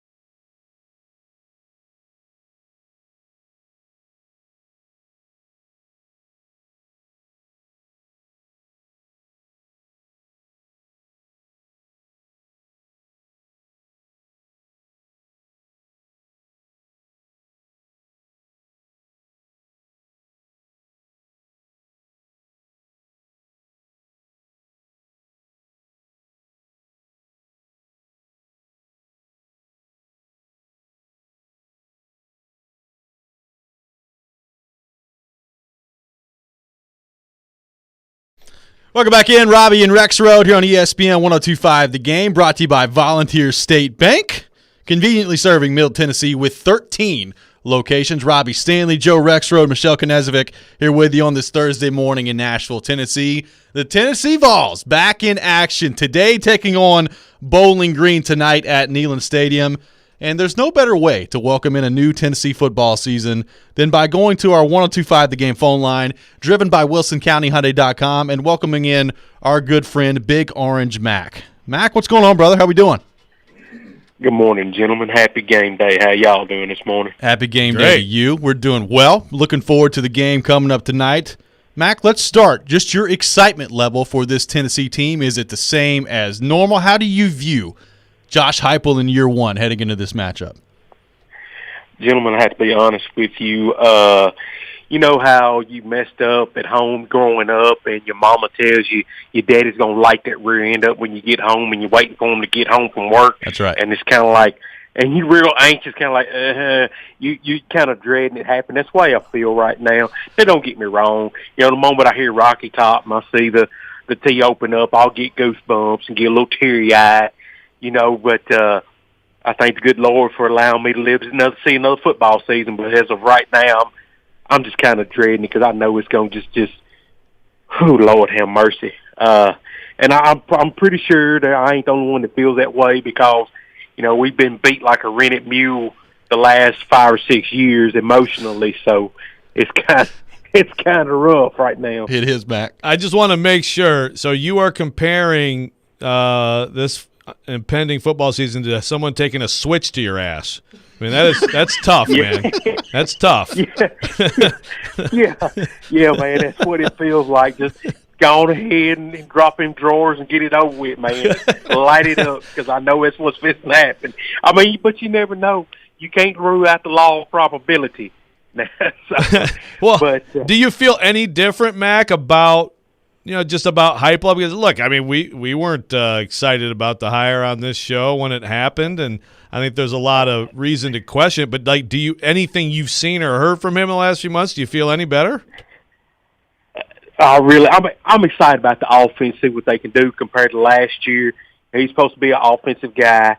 You know, look at some of his numbers when he was at Missouri, when he was at Oklahoma. You know, they have a reason to be excited. Maybe we can put some points on the board. But he hadn't said anything or done anything just make me just go all in, you know, because I'm anticipating the next 3 years we're going to be doing this again. So he don't excite me. I didn't like the hire. I just felt Danny White went out and just grabbed somebody he was familiar with when he was at Central Florida. He to me right now, go out and prove something to me. Prove it to me. As of right now, I'm gonna have to see the proof in the pudding if you want to get me excited again. I hate to be negative, but that's where I'm at with this coaching hire right now. So, Mac, do you think most of the Tennessee fan base feels the same way? As you said, this is not an unfamiliar process for Tennessee fans. It's been a rough last 12 years if you're a Tennessee fan with the amount of turnover that's happened in the program. How would you kind of describe the excitement level from your fellow Vols? Have they been beaten down to a point where you're just in wait-and-see mode with Josh Heupel? How do you kind of describe what the state of the fan base is right now? It's apathy, to be honest with you. Now, there are some folks out there, they could drop an atom bomb in the middle of the Neyland Stadium, they still going to be talking about, everything's fine, it's great to be a Tennessee Vol. And everybody just kind of, it's a wait-and-see mode, you know, it's apathy. And can you blame us? I mean, for those Alabama fans, the Saban-era fans that don't know about all the mess that they went through after Stallings retired, some of y'all don't know what the heck I'm talking about. But y'all went through the same thing what we going through right now, have embarrassing losses right before Saban got there. So some of the old-time Alabama fans who I respect know what I'm talking about when I say that they know what we're going through. I actually had a conversation with an old-time Alabama fan not too long ago. He said, man, college football is so much better when y'all are good and we're actually going toe-to-toe competing with each other. He said, I know what y'all going through. He sucks. He said, one of these days, y'all going to come out on the other side. I said, maybe when my grandkids are my age, I just turned 40 last week, so maybe when my grandkids will see the glory days again. So, I don't speak for everybody, but it's apathy. I mean, you could get on Twitter and, yeah, everybody's excited, you know, but deep down inside, it's that switch is coming out. We get them legs ready. Finna be striped up like old tigers. What about like just habits? You talk about apathy, Mac. So, because I know some people who there was no question what Saturdays would be. You know, they would find a way they'd be there, and now it's kind of like, okay, maybe a couple times a year, and sometimes that's life situations too. But like for you, are your habits different? Do you spend less time You're reading about it. Are you going to go less often? I mean, what does apathy look like? For me, usually I'll get a Football Time in Tennessee magazine. For the first time since I was in junior high, I have not got a magazine, and that's been a long time. Because I'm a glutton for punishment. I read all the articles, and usually, like when I was growing up, it wasn't a Saturday morning. I woke up and said, "We're gonna win today. Who's gonna take this L today?" But now it's kind of like, yeah, I hate waking up on Saturday morning because I know what it's gonna be. I just can't describe it. I love them. I love it. I love this time of year, but it's just kind of like I got this pit in the pit of my stomach. It makes me sick. Sometimes I hate thinking about it. I hate. I feel bad now. Yeah, like I feel Big like Orange Mac is I beaten feel down. like we're talking you through some things today. That's right. Well, what do you? Okay, I'm going to try to spin it on the sunshiny side. What are you most excited about? What if you're picking one thing tonight or this season that most excites you, Mac? I think I'm excited to see what Joe Milton can do. As long as he don't throw no back-to-back pick sixes like some other cat that was there last year, I'm excited to see what he can do. I'm excited about the receiving core. I think our receiving core is one of the best. I think we got one of the best in the country. With Hyatt, I want to see him just go full old school Tennessee wide receiver core like Willie Galton, Tim McGee, and Anthony Hancock, and all that bunch. Just take it and go with it. I'm excited about to see what the offense can do because the last 2-3 years we were barely squeaking out 21 points in games and having to rely on the defense. It really wasn't all that much punking either. So I'm excited about the offense. The offensive line too. No, I don't think they'll be winning the Joe Moore Award, but I'm really excited about the O-line too. There we go. That's right. Got some a stuff little excitement going there here. to close down. Mac, we appreciate you taking time to join us this morning. Yes, we feel sir. like I we've greatly worked through some appreciate y'all. things here. I greatly appreciate y'all having me on. Go Big Orange. That's right. Big Orange Mac, our guest Thanks, here buddy. on Robby and Rexrode. Big Orange Mac, he's got the switches ready. Doesn't feel like it's going to be very good for Tennessee this year. Man. I don't know if I've ever heard Mac so beaten down like he was right there. Yeah, well, see, there's I think like he said, there are some fans that they're going to find that excitement, that enthusiasm, but he's Now, hesitant. I would which love I understand. this time a couple of weeks from now, let's say Tennessee goes out tonight and wins by like 35, and then they beat Pittsburgh. Is Big Orange Mac still beaten down at that point? If they are in that, if they're like undefeated going to Florida, then we may have to have it back. I mean, I could listen to Big Orange Mac talk all day. Oh, me too. That was honestly. incredible. Yeah. He's great. I mean, that might be the greatest accent I've ever encountered in life, right? That's pretty good. It's amazing. And also, he's freaking hilarious. Now, if you follow him on Twitter, be warned. He's got a lot of funny football content. Not safe for work. And then every once in a while, there's a tweet. You're like, whoa, avert your eyes. But, it's nothing too bad. It's not like OnlyFans stuff. That's right. It's one of the things of Vol's Twitter. You got to love Vol Twitter, man. Big Orange Mac was the star of my Vol Twitter piece last year, and I love him. He continues to be a legend. We'll come back. We'll take more of your thoughts on college football on our text line, driven by WilsonCountyHyundai.com, 615-737-1025. This is Robby and Rexrode here on ESPN 1025, The Game.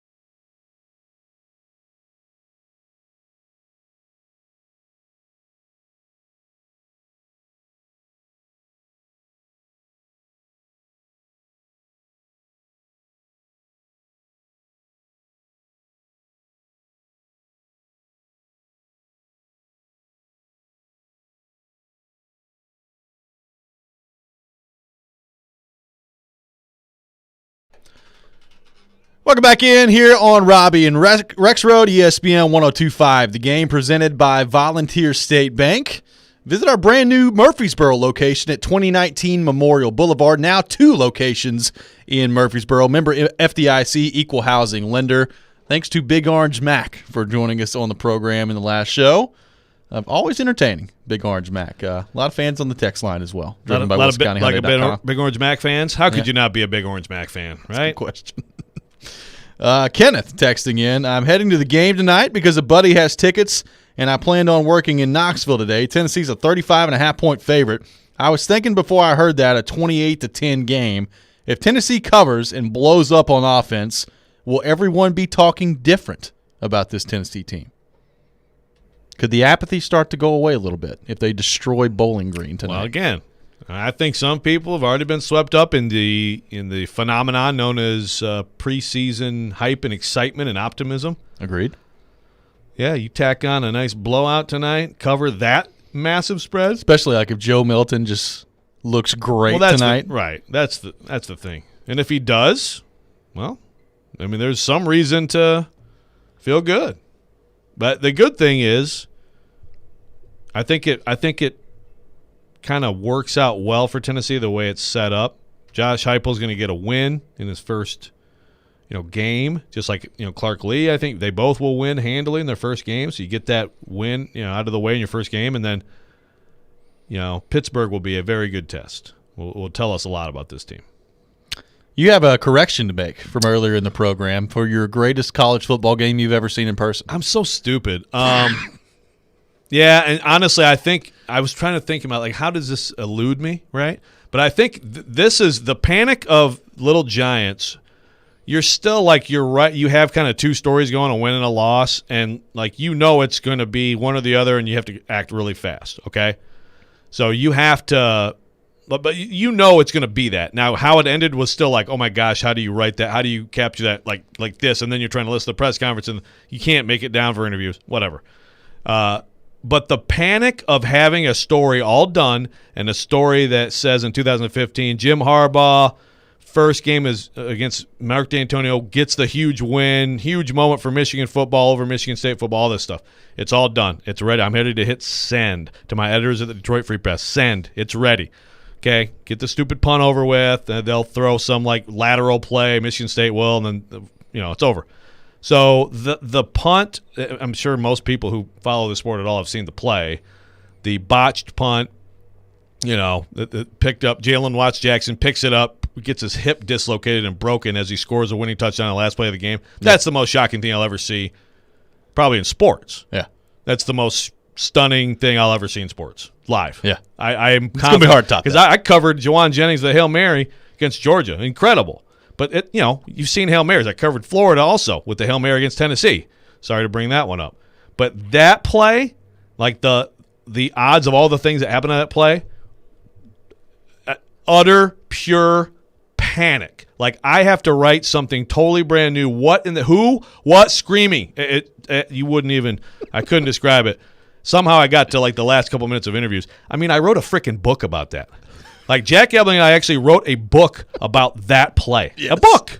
By the way, it's on Amazon.com. Wait, Joe, I didn't know you wrote a book. Oh, yeah. I've written a couple Michigan State books, but that one I'm pretty proud of. I mean, it's like the total backstory of all 11 players on the field. Most of them were walk-ons. And they have these incredible stories. So, yes, it's $41.65 on Amazon.com right now. There's some very nice reviews on there. Will you sign my copy? It's good. I will. I've got a box at home. I will bring one in for you. You can enjoy everything you would ever want to hear about this play. But it really was the backstories are always in anything in football. There's so many backstories you don't know. But that play, it's astounding that it happened. So the fact that I came up with Little Giants earlier and not that is, I don't know. You were there for the old brain. You were there for the Dobbs Jennings Hail Mary too. Exactly against Georgia. Right. So that I was there for Kirk Cousins' rocket against Wisconsin Hail Mary when I had my arm in a sling after having crushed the Michigan alumni in a football game the night before. But you got to pay for that sometimes. That's right. But Hail Mary, so that's 3 Hail Marys I've seen, and they're all incredible. The Florida one, that counts as a Hail Mary. Oh yeah. I mean, it was just how the heck that happens. My gosh, Butch. But Great coaching. But again, Hail Marys, yeah. Hail Marys are, the Georgia game before the Jennings touchdown. The touchdown they gave up with Jacob Eason is like, how are you in that coverage? Yeah. But anyway. Riley Ridley. Gosh. But, yeah, the Hail Marys are pretty amazing. But this thing, it's astounding. So, anyway, sorry. I screwed that up. I changed my answer. Let's go back to the text line driven by WilsonCountyHyundai.com. Steven texting in. I'd be more optimistic about running through the tee if Heupel knew he was turning left and not to the right. So, Steven would prefer Heupel run to the other sideline. Dang. I feel like I'd love to know. Maybe we should do a poll on this. I would love to know how many Tennessee fans feel better about Josh Heupel than they did when he was hired. I bet you it's quite a few. Now, better, how much better? Maybe not a ton better, right? But like Big Orange Mac, like, we're going to be doing this in 3 years. I disagree with him. I don't think it'll be 3 years. Now, maybe in 5 years, I think he's going to get a full – I think he would have to completely stumble all over himself to not get a full coaching cycle. Which, based on recent history, is not out of the realm of possibility. It's not. But, Butch got all the time. He did. And he almost got him where he wanted to. What if Butch gets to Atlanta in 16? Is Butch here right now? No. Not right now. But if he got him to Atlanta in 16, he would have been fired. 17 would have he would have survived 17, and then who knows, recruiting, right. Who's the quarterback? The quarterback means everything, man. So if I'm a Tennessee fan, I'm wondering, did we luck into a really good quarterback here? Yeah. Adam in Portland on the text line, who is Joe's enemy on the text line. Yeah, that's but right. Not today. Not quite like Heidi. The 2001 game where Tennessee finally got the monkey off their backs and won at the Swamp was my favorite game. Travis Stevens ran for over 200 yards, and the faces of the Gator fans will forever be etched in my brain and in my heart. On the flip side, I was one of 38 fans in attendance in 2019 when Georgia State completely dominated us and celebrated on our field. One of the eeriest walks to my car ever, and that is why I'm a little nervous tonight. Yeah. I'm with you, Adam. I'll say it. There's just no way Bowling Green makes this a game. I'll say this too. There's no way East Tennessee State makes it a game Saturday either. So yell at me if I'm wrong, but I'm not wrong. Oh, I will. I know you will. I hope you're not wrong. That would just be bad. But Georgia, Georgia State is a very recent shocking example. There's no doubt. But no. Georgia State, even like the year before relative to its competition, not like Bowling Green relative. Bowling Green is bad. Let's go back to the text line. Brandon from Spring Hill texting in. College football has a lot of pageantry. The first 2 NCAA football games I went to was at Kyle Field in College Station. I got to see Johnny Football play his senior year in a blowout game against UTEP, and then a few years later, A&M hosted UCLA. The midnight yell, the tailgating, there's just nothing like college football. There's a place that I definitely want to check out at some point because, they've got a lot of cool stuff.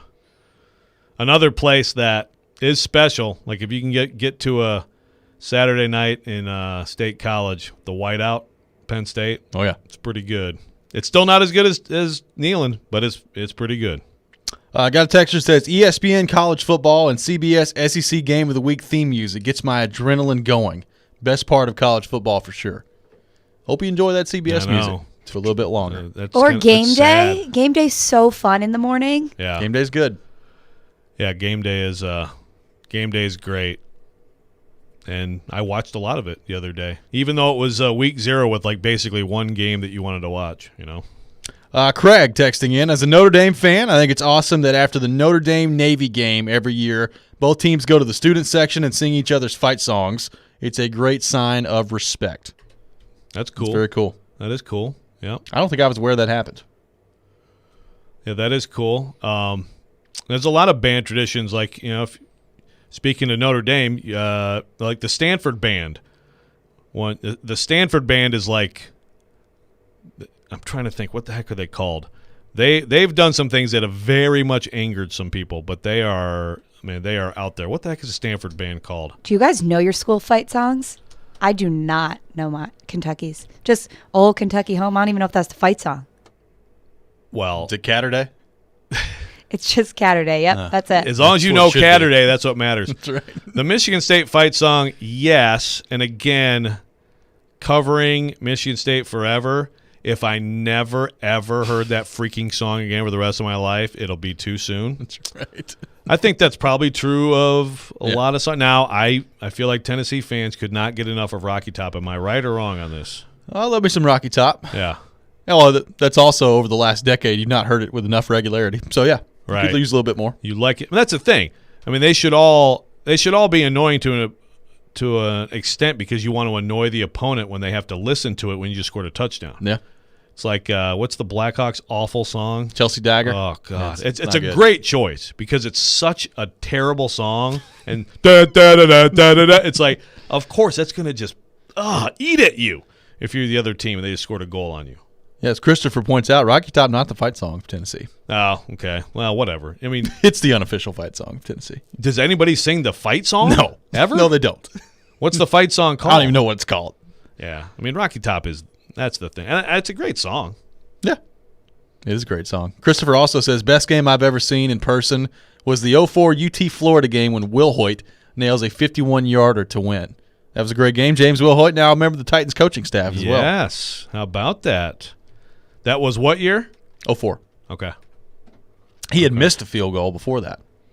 I can't remember if maybe it was an extra point he missed, one of the two.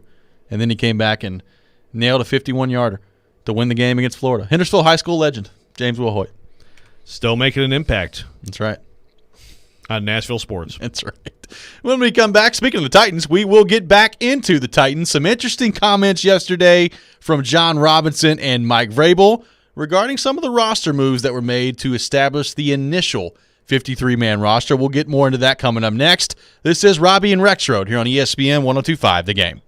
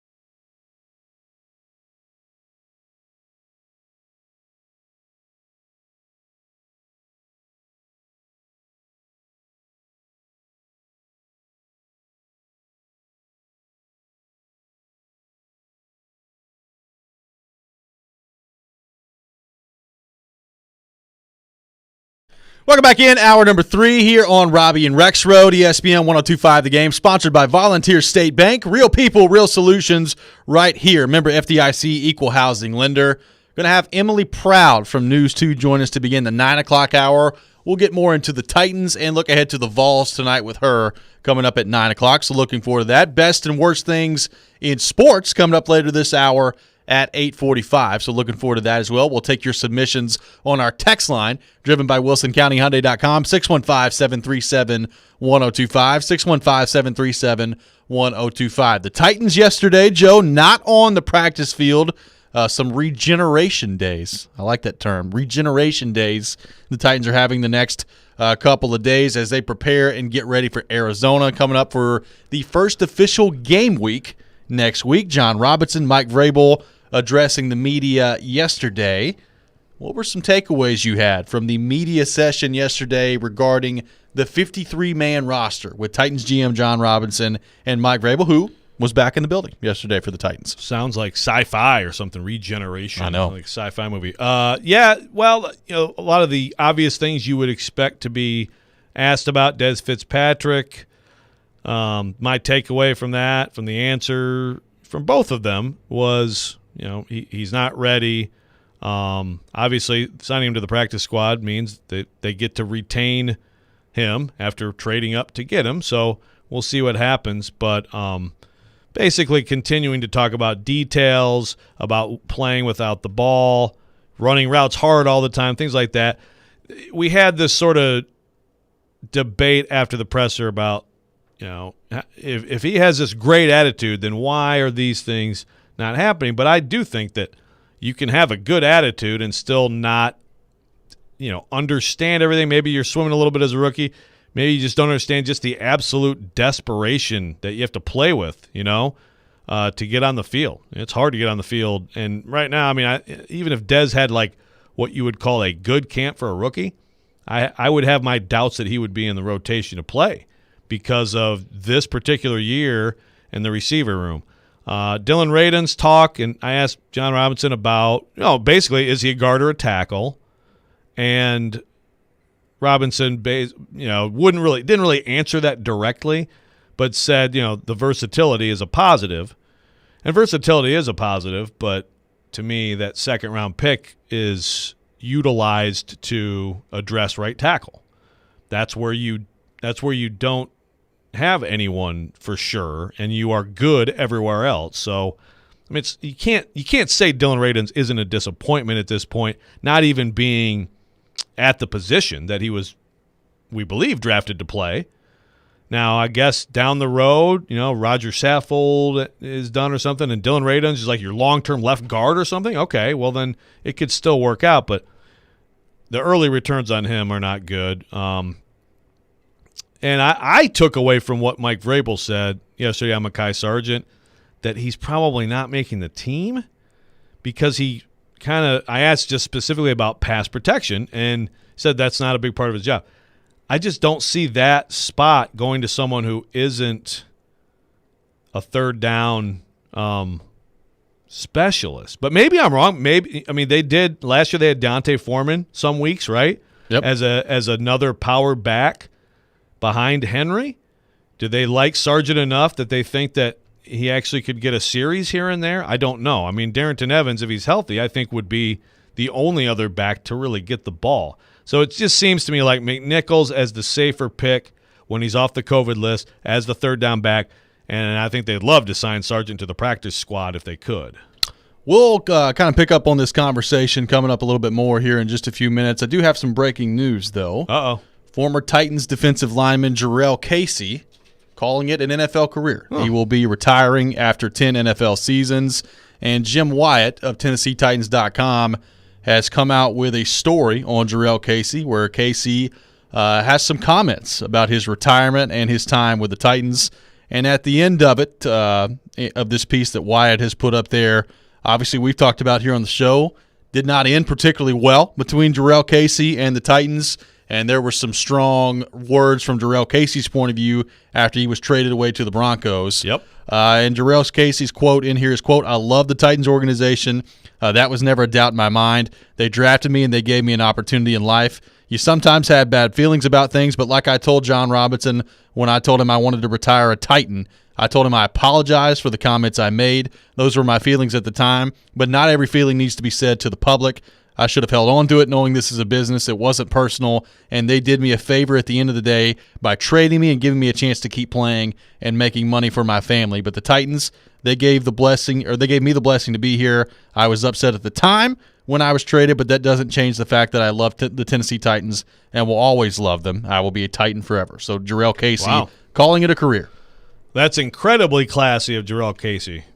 I guess, his anger at the time, to me, totally understood it because it was pretty stunning. I mean, I thought last year we were going to see Casey and Simmons and, that it could have been pretty good. Obviously, when you look at it from the GM perspective right now and you look at what's happened, that was pretty good foresight by John Robinson. But still, you understand why he'd be upset, right?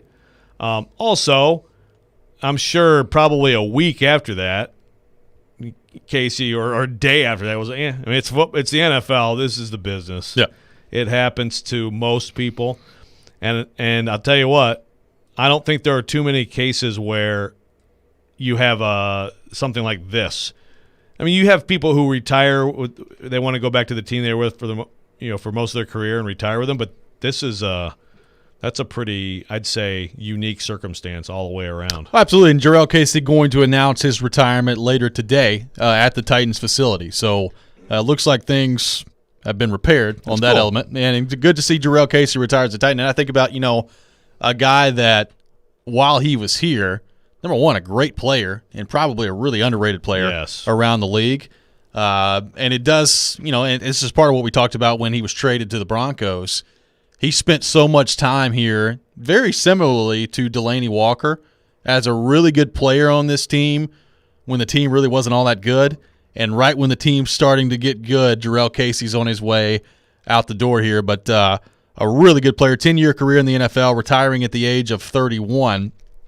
Just a fantastic career for Jarrell Casey. Now, honestly, that's so in 2016, in 16 and 17, particularly, but that's one of the biggest things I remember thinking early in that 2016 season.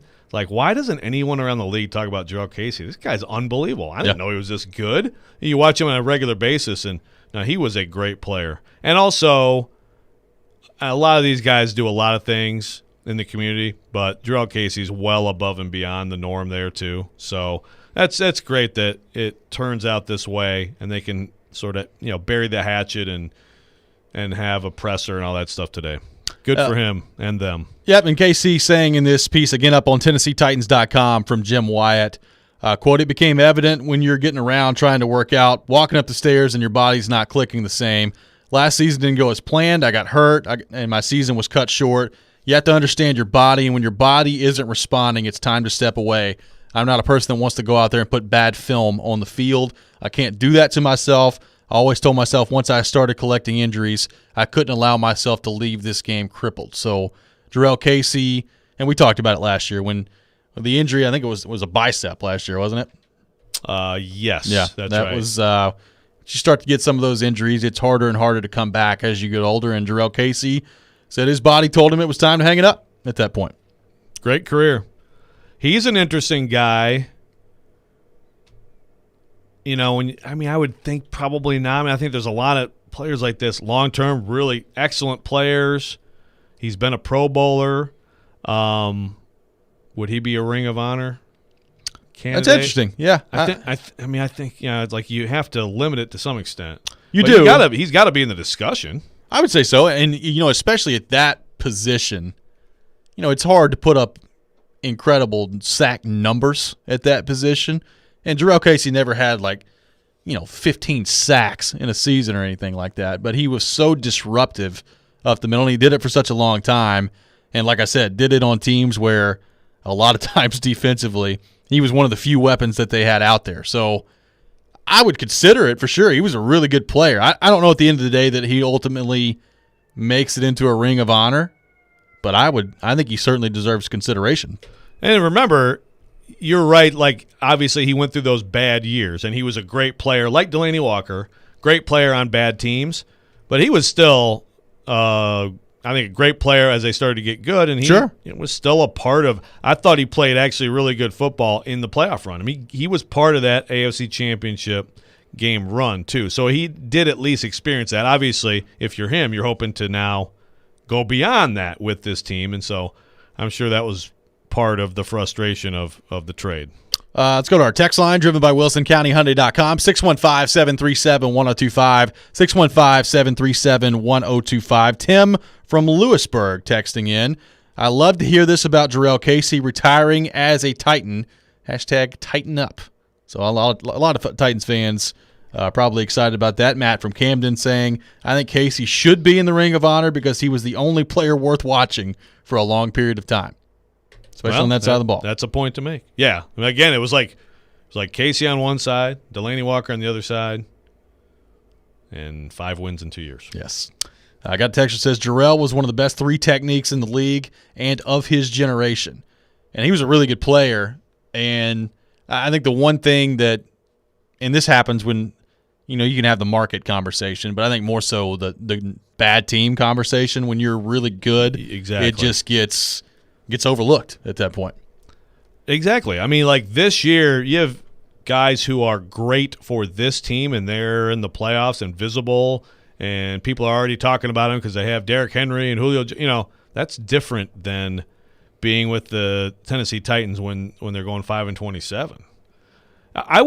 I'd like to know, and I don't even know how long they've been doing this player voted top 100. I bet you he had to have been on if they were doing it a few years ago, right? I would think so. Because he's the type of guy that players around the league are like, oh, man, Yeah. just hell to block that guy. Ask interior linemen what it's like to block Jarrell Casey. Yeah, great player. Announcing his retirement today coming up at 1 o'clock with the Titans. So we'll continue to take your thoughts on that. Jarrell Casey announcing his retirement from the NFL and retiring as a Tennessee Titan. 615-737-1025, 615-737-1025 on our phone and text lines driven by WilsonCountyHyundai.com. We'll continue that conversation coming up. But right now, go to thegamenashville.com to check out Nashville's best deals. You can save cash with a purchase of a $50 gift card for Fat Cat Slims for only $25, a vibrant mid-century American bar and restaurant inspired by custom culture and retro vibes is located at 730 8th Avenue South in the Gulch. It's the spot to be for live music, diner classics, and the best cocktails that you can ask for. Other deals include half off a $25 gift card for Joyland in East Nashville, and you can purchase a $30 gift card to Central Barbecue for only $15. Get the deals now while they last at thegamenashville.com. You're listening to Robby and Rexrode here on ESPN 102.5 The Game.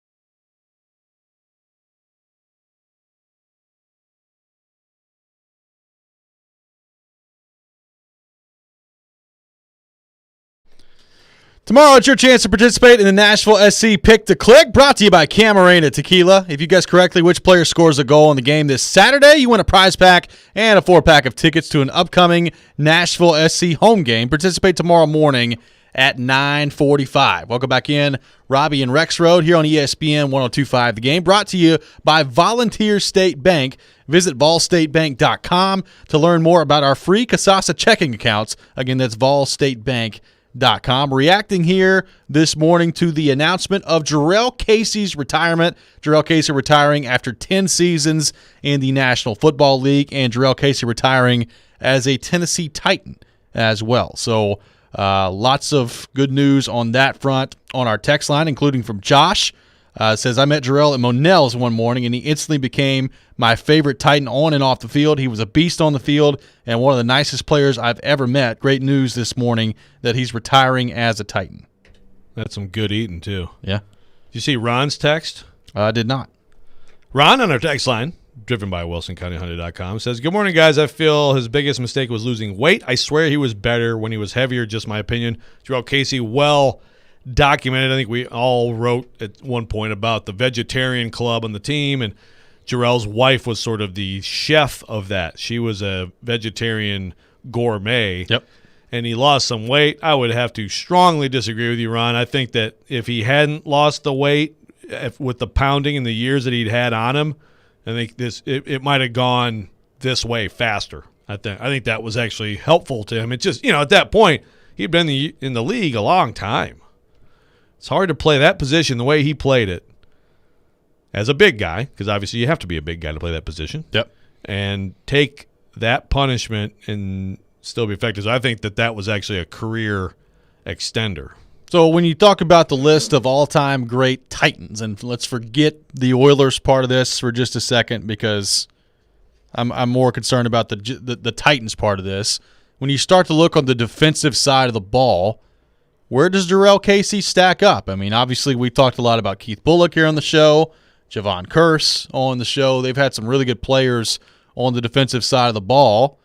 Does Jarrell Casey have a case, see what I did there, for maybe one of the best defensive players the Titans have ever had on that side of the ball?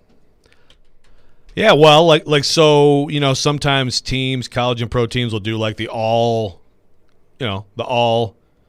defense or all era, whatever, all team from the 50s or last half of the century.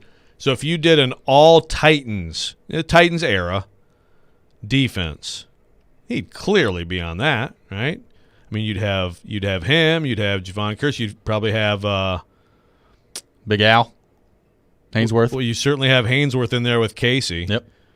So you'd have to go Vanden Bosch, you'd have to go 4-3, yep, right? For sure. So that's your 4 up front. You got Bullock for sure. Who else at linebacker? That's a good question. Who are the 2 corners? Samari Rolls 1. Yep.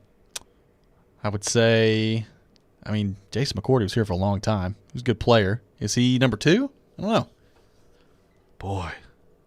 Okay, so you got 1 you feel good about. Yeah. Blaine Bishop for sure at safety. Yep. I think Blaine Bishop and Byard, right? Yeah, I'd say so. Bishop and Byard at safety. Mm-hmm. So basically, anybody want to fill that in at linebacker in the other corner? Maybe McCourty. I could make just the longevity. He was a pretty good player, but certainly, Jarrell Casey is an easy Casey, the Freak, Bullock, Bishop. Those are instant responses, right? Yeah. At NFL_Titans 24/7 on Twitter. Just how good was Casey during his 9 season with the Titans? His 51 sacks ranks 6th all-time in franchise history. Only Javon Curse has more since the franchise moved to Nashville. That's a great stat. It's pretty good. And again, you're talking about Aaron Donald is the exception, but there are great players who play the 3-tech who are dominators in games and sometimes have no stats to show for it. Chase McCabe saying Cortland Finnegan, the other cornerback. Yeah, I thought about Finnegan. Yeah. Got to vote as well for Pac-Man Jones as the other corner. I mean, he was a good football player. He was a good football player. I mean, he's certainly – well, who's your returner? It's D-Mace, right? D-Mace is your returner. Yeah. But Pac-Man would be right there. Yeah. Got a variety of roles on the team. Away from the field. Okay, well, I mean, since we're doing it, offensive line, Taylor Lewan, Brad Hopkins. Obviously, I mean, I guess Bruce Matthews, even though his best days were in Houston. But Bruce Matthews is still there. Yeah. Still there. Yeah.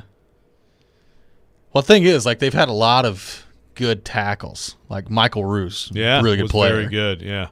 What about Kevin Maway? What about as a interior guy? Yeah, absolutely. Okay, Derrick Henry, I think is obviously.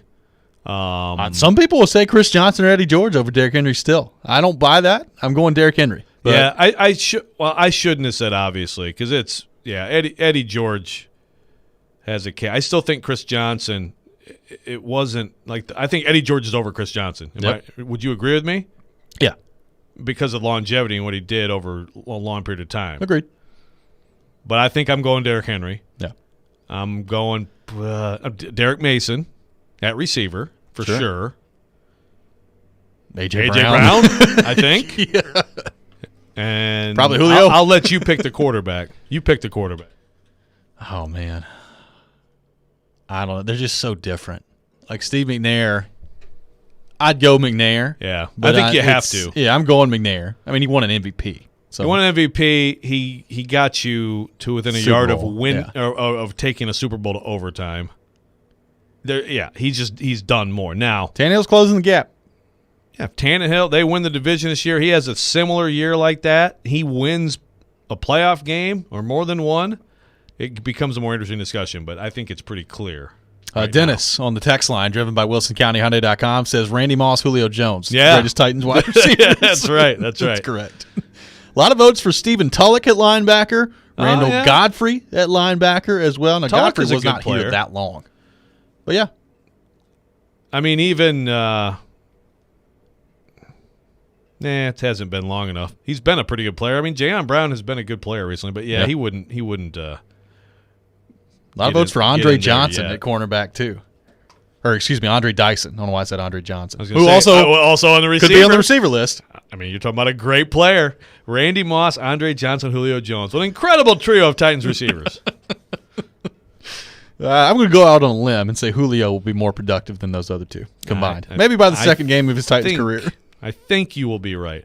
By the way, on the Julio front real quick, we didn't talk about the Jeff Schultz piece yesterday. I asked John Robinson about this yesterday, but Jeff Schultz had a piece talking to Arthur Blank at The Athletic, and it's interesting. You know, there's one thing he made clear in that was that the lack of practicing from Julio was a real issue. Yep. And it basically sounded like, well, one, Arthur Smith knew about all the issues when he took the job, but also it sounded like he didn't come out and say Arthur Smith wanted him traded, but like they thought with new coach and everything that would not be an ideal, the word we love to use in sports, for the culture. To have like the superstar who coaches in front office, people were mad about him not practicing. He has practiced very, very little here. Practice can be overrated. He's probably going to be good on the field, but it was interesting. There's some interesting stuff in there about Julio and the Falcons and how it went, even after the huge deal contract. Got a couple of votes on the text line, driven by WilsonCountyHyundai.com for Isaiah Wilson on the All Titans there you go. Offensive line as well. Of course. All victory formation, kneel down offensive line. Getting blown up on the extra point. Yeah. Haven't been there. Why not? You got to have special teams too. We'll continue to take your thoughts on the Titans when we come back. 615-737-1025, 615-737-1025 on our phone and text lines, driven by WilsonCountyHyundai.com. And your favorite game, Silly Underdog Picks, is now back. Get your friends and family and play as the group and sign up and play today. Pick the 3 football underdog teams you think will win each week for a chance to win weekly prizes like a pair of tickets to a sporting event or to a concert in Nashville. Go to theGameNashville.com or the ESPN The Game Nashville mobile app and sign up to play now. Silly Underdogs is presented by Volunteer Hose and Gasket. We'll be right back here on Robby and Rexrode, ESPN 102.5 The Game.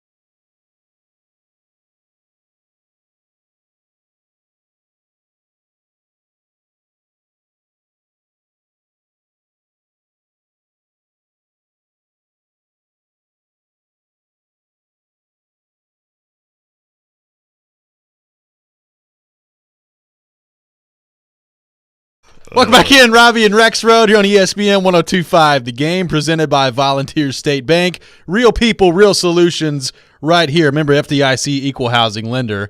What a song bringing us back in from break. Joe Rexrode's favorite song. By the way, Katie was texting me all these other games I was failing to mention. Like 1995, Michigan State, Nick Saban's first game against Michigan, but big win. Tony Banks, Derek Mason, huge game that day. Yep.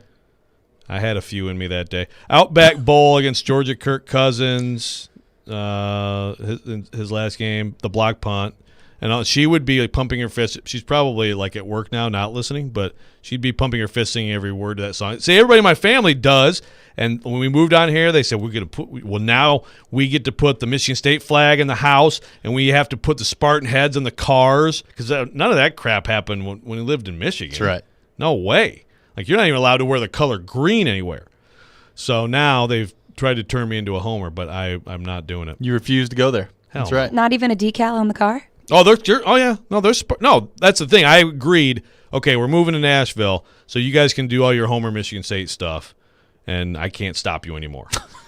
No longer. But I want it known that I do not, because Stillman makes fun of me for being like a big Michigan State fan. I had nothing to do with that. I just stopped stopping it. Okay, correct. Sometimes you just gotta let it go. But anyway, thanks for playing that song. Of course, I thought it would make you smile. I'm sorry, Michelle. I'm like, oh, God, I hate that song. I'm sorry. Jaded. Chris in Nashville texting in on the text line, driven by WilsonCountyHyundai.com. Zach Pillar. I remember Frank Wycheck talking about Pillar throwing Ray Lewis around like a rag doll. Well, that's awesome. I'm all in on that. Zach Pillar, who is also a Nolensville sports parent like myself, and if you could see Zach Pillar rooting for Zoe at a high school girls basketball game, yeah. I tell you what, he's an all-time talker. Oh yeah, all time. Yeah. So I'm 100% in on Zach Pillar being on this team. I got a text that says Casey was awesome, was definitely instrumental in the rebuild of this team. I got Caleb as a vote for Rob Baronis as the all-time kicker for the Titans. Yeah, that's an interesting one. Dennis asked the question, who do you pick at punter? Yeah. Is it Craig Hendrick? Is it Brett Kern, who I've widely considered to be the best player in the NFL for the last 5 years? I think I'm going Kern, but Hendrick is pretty good, man. And Hendrick could go, there were times Titans kickers got hurt, and Hendrick would be like, you know what? I'll just kick a field goal. Why not? 50-yarder, no problem. I'll just go out there and boot one. That's impressive. Yeah. Yeah, I know it's recency bias. I've seen way more of one up close. It's hard for me to imagine it's not Kern. Kern's very good. Hendrick was very good as well. He was a little bit more versatile. But I think Kern, he's just so consistently awesome. And you're hoping if you're the Titans, you don't see Brett Kern a lot this year because you don't want to be punting the ball that much. But I tell you, that guy's a pretty underrated weapon to have. Do you know off the top of your head how many Pro Bowls for Brett Kern? I do not. 2 for Hendrick, but also All-Pro twice, yeah. which is actually, that means like you're the best. So that's a good debate. It's a very good debate. Good punters. Punter you. That's right. The Tennessee Titans had some good punters along the line here. There's no question about That's that. the most important play of the game. Most important play in the game is the punt. Really? By golly. That's a Mark D'Antonio yes. special right there. I got a texture that says Tannehill can be McNair's backup on the all-time team. I don't think there's any question about that. If we're going strictly Titans, for sure. Yeah, exactly. But again, we're not talking, because if we're talking overall franchise, Warren Moon would have a word. Warren Moon, ooh. Yeah, Warren Moon didn't get to a Super Bowl, but he's got to be number 1, right? I think so. Boy, that's tough. I think so, though. Maybe. And also at running back, Earl Campbell. Earl Campbell's got to be the running back, right? For now. Yeah, for now. Yes. Right. I agree. I think that could change. Another right year or now, two of Henry, yes. and no, Earl Campbell's not the running back anymore. I'm trying to think who else from Oilers history is just absolutely would have to be, because we already have Bruce Matthews on the team. Yeah. Maybe, Munchak. Yeah. Munchak, a Hall of Famer. So you got your guards if you expanded there. Defensively, Elvin Bethea, you had some great players, but I don't know. I don't know if you change it that much. I think the Titans era has had some of the best defensive players in the overall franchise history. Oh, I think so too. And look, it's interesting because we're going back to the linebackers here. We've gotten a lot of votes for Randall Godfrey and Stephen Tulloch and some Zach Brown votes in there as well. Outside of Keith Bullock, there's not really been some great line. I mean, there's been some good players. Avery Williamson? But they've not really had a great linebacker outside of Keith Bullock during their time with the Titans. What Rashaan Evans was drafted to be. Yeah. Like Keith Bullock was a great linebacker. Great player. Yeah. Great player. They've never really had another great linebacker with the Titans. It's interesting. Yep. By the way, the Vrabel piece, we haven't talked about the Vrabel piece. We have not. Right? Yeah. So this is proof that I don't just, promote myself all the time. But Dan Pompei, who's a great writer, works for us at The Athletic. He did a really in-depth piece on Mike Vrabel. I highly recommend it. Some interesting family stuff in there and relationship with players stuff that he really got to. The amazing thing about this story to me is that Ben Jones is just a fantastic quote in this story. See, it's proof that if Ben Jones wanted to, he could be that for us. Also, it's like Derrick Henry. Also, there's confirmation from Jen Vrabel that Mike Vrabel thinks it's funny that he doesn't when he gives us nothing at pressers, which is obvious. But I mean, Yes. I like hearing that officially from Jen Vrabel. That's right. It's an awesome piece and kind of just a glimpse at like why he's successful. I mean, there's that interesting balance that great coaches have of can you push people, but then do you actually have relationships with them that allow you to push them? It's not easy to do, and obviously Vrabel has the built-in, I think, respect as a recent player, and basically the fact that he could still probably beat the crap out of a lot of guys on the roster and other coaches in the league. I mean, we joke about it, but like there's something to being physically imposing as a leader, right? But the relationships and like again, and this is not the first time stuff like this has been written about, but letting guys go when something's happened with the family or insisting, no, you're not missing your kid's game, stuff like that. There's a lot of cool stuff in there that kind of sheds some light on Vrabel. One of my favorite parts from this story that I'm just kind of scanning through right now. I did not picture Vrabel as a TikTok Tuesday guy. How about apparently that? He is. Vrabel puts a little grilling action at home on Tuesdays, and from the help of TikTok Tuesdays, he prepares a dinner recipe from TikTok. Amazing. He made like some kind of wings and the green egg for the rookies. But yes, every Tuesday gets on TikTok and gets a recipe. That's actually a good idea. I love cooking, and I usually just Google recipes and then go to the store and buy the ingredients. But actually, TikTok's amazing for I feel that. like Quick TikTok's- videos. See, there's an example of like TikTok having value I wouldn't have even thought of. Because I just think it's stupid, like kids Dances. dancing in front of the. No, I'm like, Joe, I don't want to watch this crap. Joe, it just depends on what the algorithm picks for you. So, like, mine is filled with, like, Amazon finds of all this cool stuff I can get, which I shouldn't be shopping, but maybe yours will be filled with sports. I hope so. I wonder what Big Orange Max would be filled with. Don't know.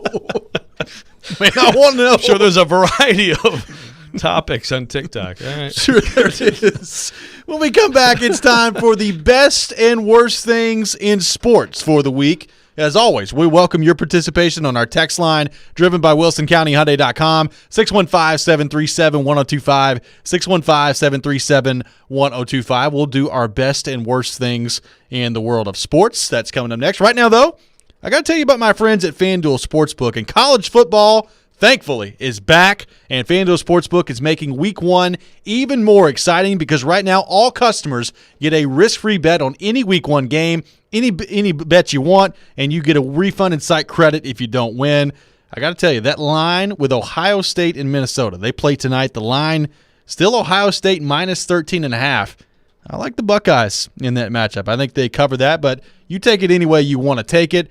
FanDuel Sportsbook is the #1 rated sportsbook app in America. It's so easy to use, it's safe and secure, and they get you your money quickly in as little as 24 hours. So all you got to do, open the FanDuel Sportsbook app to get started. If you're new to FanDuel Sportsbook, sign up with promo code ROB to also get a risk-free bet up to $1,000. Once again, that promo code is ROB. You must be 21 or older and present in Tennessee. Refund issued is not withdrawable site credit that expires in 7 days. A max refund of $10 unless otherwise indicated. Restrictions apply. See terms at sportsbook.fanduel.com. Got a gambling problem? Call the Tennessee Red Line at 1-800-889-9789.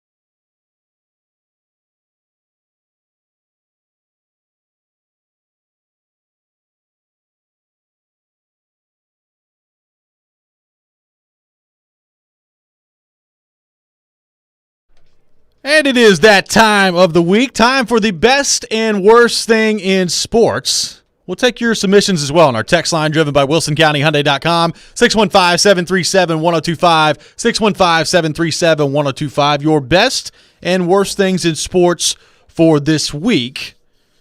Joe Rexrode, would you like to kick us off? What is your best thing in sports for this week? Well, that's fine, and I'm going to pivot. Okay. I'm pivoting. Because my best thing was going to be Bishop Sycamore and the ridiculousness of that entire story, duping ESPN. Shoot, what do we got a Ryan Porth text today, right? About, the Bishop Sycamore jokes. They're rolling in there. Did Isaiah Wilson play his high school ball, Bishop Sycamore? It's just the Bishop Sycamore jokes that are now spawned from this week. Cam Newton now the starter. Endless. There you go. But I'm going to pivot to Jarrell Casey. See, this is reacting to breaking news. I think that's a very cool story that he kind of reconciled with John Robinson and the Titans. He's retiring as a Titan today, a press conference today. Great player. Again, great player, but also very influential and impactful person in Nashville. So I think that's my best thing. Michelle Knezovic, your best thing in sports for the week. Well, I was going to go with the cliche, college football's back, but obviously that's everyone's best in sports this week. It is. I'm going with the NFL donated $1 million to hurricane efforts. So I just think that's great. I mean, the NFL has – the amount of money they have is just – it's a lot of money. The fact that they do stuff like that, it's great to see because they're taking just a bad situation and, making it better. It's nothing for them to donate that much money. I mean, it seems like a lot, but It'd be like me giving you like $10, I feel like, to them. You know what I mean? So I just think it's awesome that they did that, and hopefully, they can do more things like that in the future. And people Absolutely. can pay it forward. You see that, you do something good for somebody else. So if you're listening right now, pay it forward to somebody. Do something nice for somebody today. On that, speaking of which, and someone emailed about this, and actually I can't find her Twitter account, but John Robinson's wife is from that area. John Robinson talked about that yesterday. They know some families who are like starting over. They've lost everything. So she also has her own like GoFundMe apparently for people, and I think it might be like in her specific hometown. So agree. These things are terrible, but we do see people react, and I know around here we do it very well. Absolutely. My best thing in sports for the week does have to do with college football being back. But more specifically, the SEC, there's a great passion that comes with it. And also at times, lots of money being thrown around stupidly that I love to watch happen. And once again, that's happened with Jimbo Fisher at Texas A&M. For some reason, when he signed a 10-year, $75 million contract, apparently that's not enough for Jimbo Fisher. He's been given a contract extension and is now going to make about $90 million. So with the Jimbo Fisher, Texas A&M led Aggies that have not gone to Atlanta for the SEC title game and have not made the college football playoff and have not won the SEC, even though they're very good and had a very good season a year ago. Jimbo Fisher, contract extension very shortly into a 10-year contract worth $75 million. I love it. I think it's hilarious. Yeah, well, that's the thing. That could be a best or worst, depending on how you look at it, but I agree it's hilarious. It's just like, what? That's what I'm talking about. There's so much money in sports. He's one coach. Yeah. Right, and he hasn't – I mean, what if they don't make the playoff this year? He's been very good. I mean, he's done a good job. They were number 5. They were the last –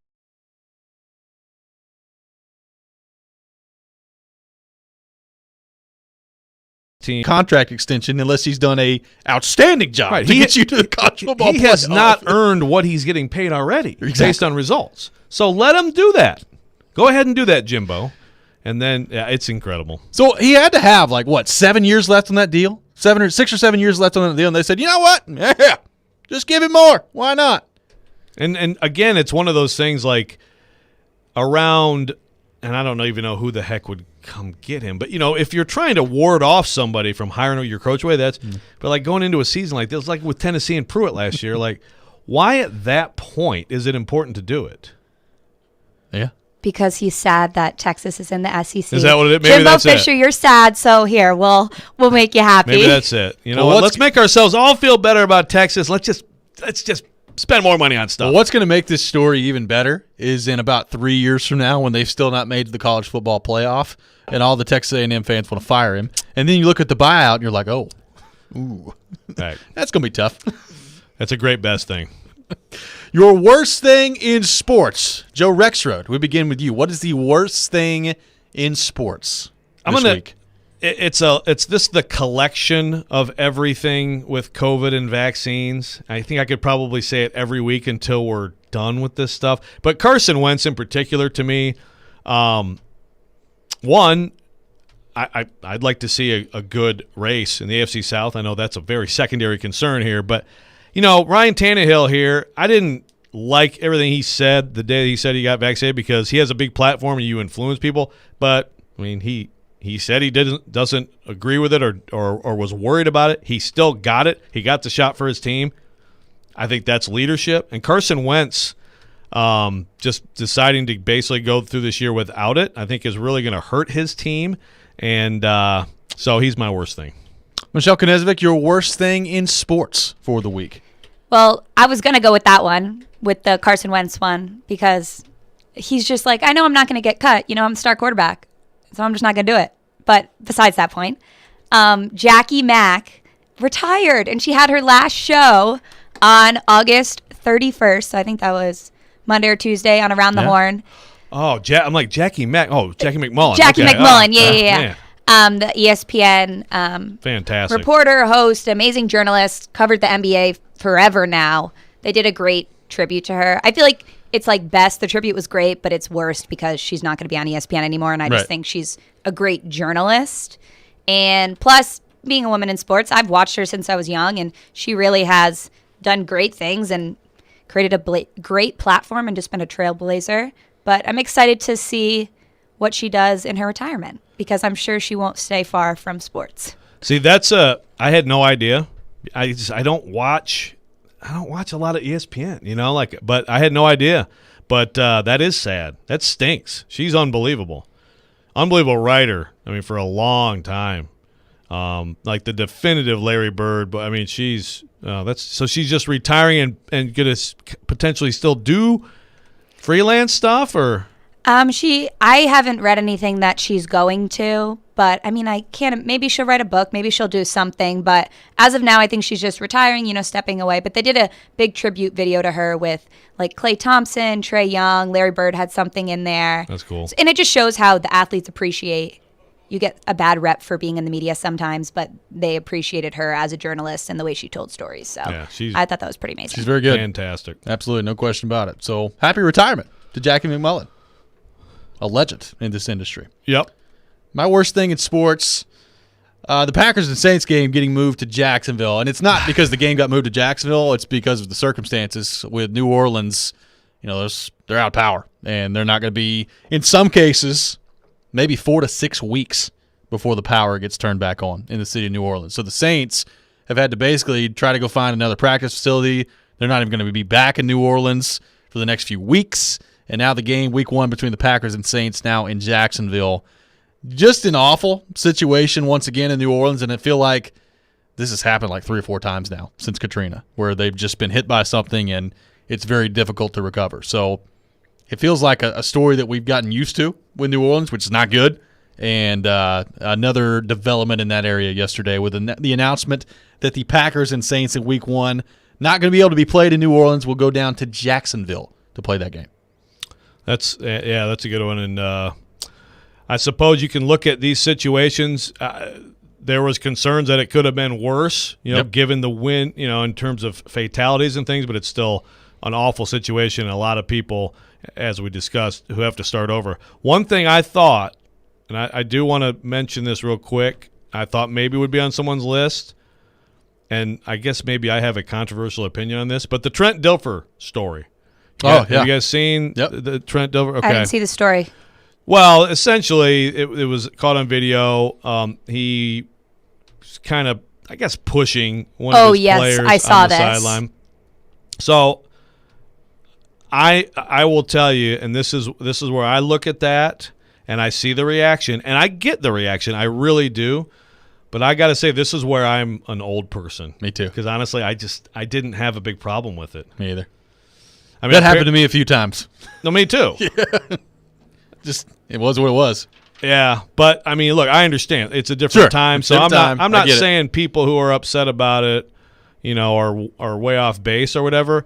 But I have watched the big deal made of it, and I'm like, boy, I don't know. This is just where I'm. It's also, again, it's like your own experience, one, in sports, but even like covering Tom Izzo, it's so.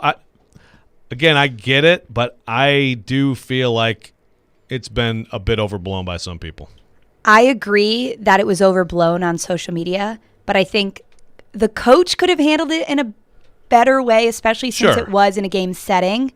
But I also think, being a part of the media, we see back end stuff of things coaches say or in the heat of the moment, like you said, Tom Izzo, where maybe the fan or the parent doesn't see. And I think a lot of the Twitter parents were like, oh my gosh. But there's so much stuff like that happens in practice that not a big deal. Like, just kind of go about your business, Yes. Well, and someone made the point, they were talking about this on, Jared and Caroline were talking about this yesterday, and someone put on the text line that, that his dad, the kid's dad, was on the sideline. So, yeah. And it's someone, I believe the Tennessean tried to talk to him. He didn't want to comment, but, the dad was right there. So, also, wonder what the kid said. Well, right. There's and again, it's like, that's the thing. I don't like the kid's name and stuff. To me, it's just, it's about the adult and the adult behavior. And I'm not disagreeing that Dilfer could have handled it better. It didn't. I just had a flashback have to any middle outrage. school football. It's like, oh yeah, Right. That happened to me a couple times. Little Robbie Stanley on Robbie- the sideline. Robbie get a little mouthy every now and then. Sometimes. May or may not have I can't imagine that. Nate texts again. My worst thing in sports is Bryson DeChambeau being a hothead and a baby at the same time, running to the PGA, whining about getting called names. He's quite the unlikable person. He's very I really unlikable. don't like him. Yeah, I don't think anybody likes him. Does Yeah. anybody like him? I don't know. I mean, first of all, like if your name is Bryson DeChambeau, Yeah. already people are Like, oh, yeah. well. But he kind of lives up to that, doesn't he? Yeah, like He's a little whiner. the feud between him and Brooks Koepka was pretty funny. Yes. So, I'm kind of rooting for more of that, but I'm on Team Brooks Koepka on this one. I don't really like Brooks Koepka all that much, but I like him more than Bryson Right. DeChambeau. Like relatively speaking, he's likable in Yeah. this situation. Right. That is today's edition of The Best and Worst Thing in Sports. We'll continue to take your thoughts on our text line throughout the show, driven by WilsonCountyHyundai.com, 615-737-1025. But right now, I got a pair of tickets to give away to see the Nashville Predators take on the San Jose Sharks at Bridgestone Arena coming up on October the 26th. Hit up our text line if you know the answer to this trivia question. Once again, our text line, driven by WilsonCountyHyundai.com, 615-737-1025. What year was former Predators captain Shea Weber drafted? What year was Shea Weber drafted? If you know the answer to that question, hit up our text line, driven by WilsonCountyHyundai.com, 615-737-1025, and you can win a pair of tickets to see the Preds take on the San Jose Sharks at Bridgestone Arena coming up on October the 26th. When we come back, we'll be joined by Emily Proud from News 2. Get her thoughts on the Titans and the Vols as well. That's coming up next. You're listening to Robby and Rexrode here on ESPN 102.5 The Game.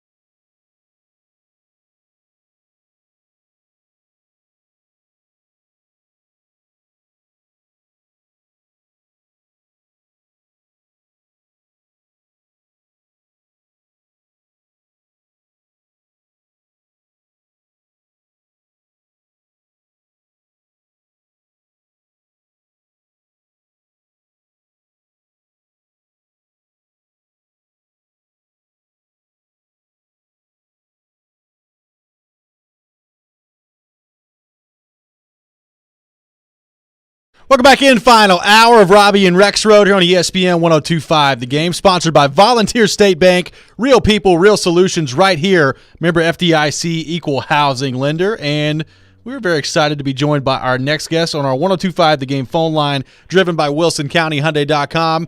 We welcome in our friend Emily Prout from News 2. Emily, what's going on? How are we doing? Hey, good to be with you guys. How are you doing? Well, we're doing great. Good. Appreciate you taking time to join us. Now, rumor has it, and by rumor I mean Twitter, that we were the part of quite an interesting sight that you saw yesterday while out and about in your neighborhood. Yeah, I didn't even think about the fact that I had the radio on. But no, thank you guys for being the backdrop to that. Yeah, it was just so strange. Just driving back, I went on a run at the Shelby Bottoms course and pulled out of the parking lot, and all of a sudden there were turkeys running around in circles, and I was like, I got to film this. And then, peek behind the curtain. I had about a 9-minute drive home and just was like, okay, what can I caption this with? It's so good. My mind was racing. There's so many possibilities. So just decided to take the easy route and hate on bachelorette parties. That's right. What we do in this town. That's what we do in this town. And Joe Rexrode, well probably pretty appropriate that while the turkeys are running around in circles, you and I are on in the background too. Probably a good call. A beautiful, magical soundtrack to the whole thing. That's right. We should be on some of those pedal taverns, Yes, play we us should. on there. Yeah, that was good stuff. Great stuff, Emily. So, Emily, obviously we've got a lot to get into with you here today. Let's start, though, with the Titans. Your reaction to the initial 53-man roster, and specifically with Dez Fitzpatrick. How surprised were you that he was not on the roster and that he ends up on the practice squad after the Titans traded up in the 4th round to get him? Yeah, well, first off, I'm really glad that you called it initial. I think that that's the key word this year, especially with all the players that the Titans have on the COVID list, 9, so they technically have 62 players. I don't think they're keeping 13 defensive backs. That was a position group that I looked at immediately and go, oh, some of these guys are not going to see the light of day when the season rolls around. So, yeah, there's still a lot of moves to be made. In terms of Dez Fitzpatrick, I put out a 53-man roster after the Falcons game and didn't have him on there. I credit John Robinson. I don't think that he is afraid to admit a mistake. Not that he's a mistake, but just not quite ready yet. And I think people forget, because we've seen so many rookie wide receivers come into the league lately and dominate, that it's typically a tough position to translate, from college to the NFL. It takes some time. And I don't think that this was a product of Dez Fitzpatrick being a bust or he's so bad or anything like that. I just think that maybe he needs some time, and based on the room that they've got right now, they don't necessarily have to wait for him to figure it out by keeping him on the roster. They have so many other great options. And so I think the fact that they're able to bring him back on the practice squad says a lot about, their commitment to continuing to develop him and not necessarily give up on him so quickly. And so I think that, there could be a future for Dez Fitzpatrick with the Titans. Just right now, that wide receiver room is so good that they have the luxury of keeping him on the practice squad, not putting him on the active roster, and giving him some time to develop while you've got really good options in that room. So John Robinson was asked a question. I think Gentry asked him the question about, basically, like, is this team better than a year ago? And John Robinson did the very focused on the next opponent, answer. But what do you think, Emily? Do you think this team is better, and do you think this team is a legit AFC contender? I absolutely think they're better. I think that was clear during training camp. I can't remember a time where we've had this many position battles and competitive ones. You go back to the years of old, and it was, oh my gosh, we have to pick 6 or 7 guys to be wide receiver on this group. Like, who do we select? And it's the complete opposite when it comes to that regard. I think that we all feel better about Logan Woodside this year than we did this time last year, so that is definitely a benefit. I think we feel better about the future of the defense with guys like Christian Fulton. Elijah Molden has been awesome. Caleb Farley is somebody that's shined in certain instances. And so I think in terms of how you feel about the team, you feel a lot better about it. And obviously that's the goal each year is to get better, but it's not necessarily, super easy to do when you have the financial constraints that you're working with. But I think unequivocally this is a better group than we saw last year. And I think that if you would have asked me this time last year, I would have said no because on paper the team looked very solid last year. And clearly on offense they played up to par. On defense, that's where we left a little bit to be desired, I would say. But definitely, I think based on what we've seen in training camp and just not necessarily what this roster looks like on paper, but just through our eyes and seeing the competitiveness in preseason, the depth that's on this team, it's pretty easy to say that they're definitely better. In terms of where they stand in the AFC, I don't think this is an indictment on the Titans, but there's just so many good teams in the AFC this year that I have a tough time saying that they're one of the best. And I need to see what this Todd Downing offense looks like. I need to see if this defense has improved, and so I might wait to call my shot on that one. Emily Proud from News 2 on the line with us, driven by WilsonCountyHyundai.com. So, Emily, with that in mind, with the regular season and game week upon us next week, we've not seen a ton of Julio Jones. We've not seen a ton, certainly, of Derrick Henry, Julio Jones, A.J. Brown, and Ryan Tannehill all on the field at the same time together. So what intrigues you the most about this offense as they head into week one? What are you most looking forward to watching?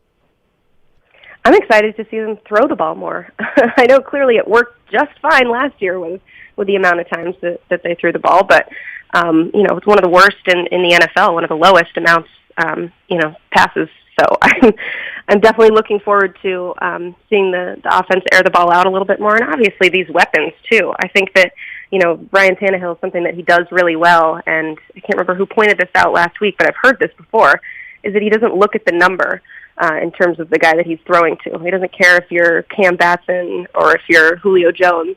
He's going to throw to the open man, and I think that's what makes this offense so dangerous, is clearly teams are going to pay a lot of attention to the big three with A.J., Julio, and Derrick Henry, but there's some really good other options to throw to as well, and it's just going to make it really difficult on teams. It's kind of the pick your poison mentality. Well, it's college football tonight, Emily.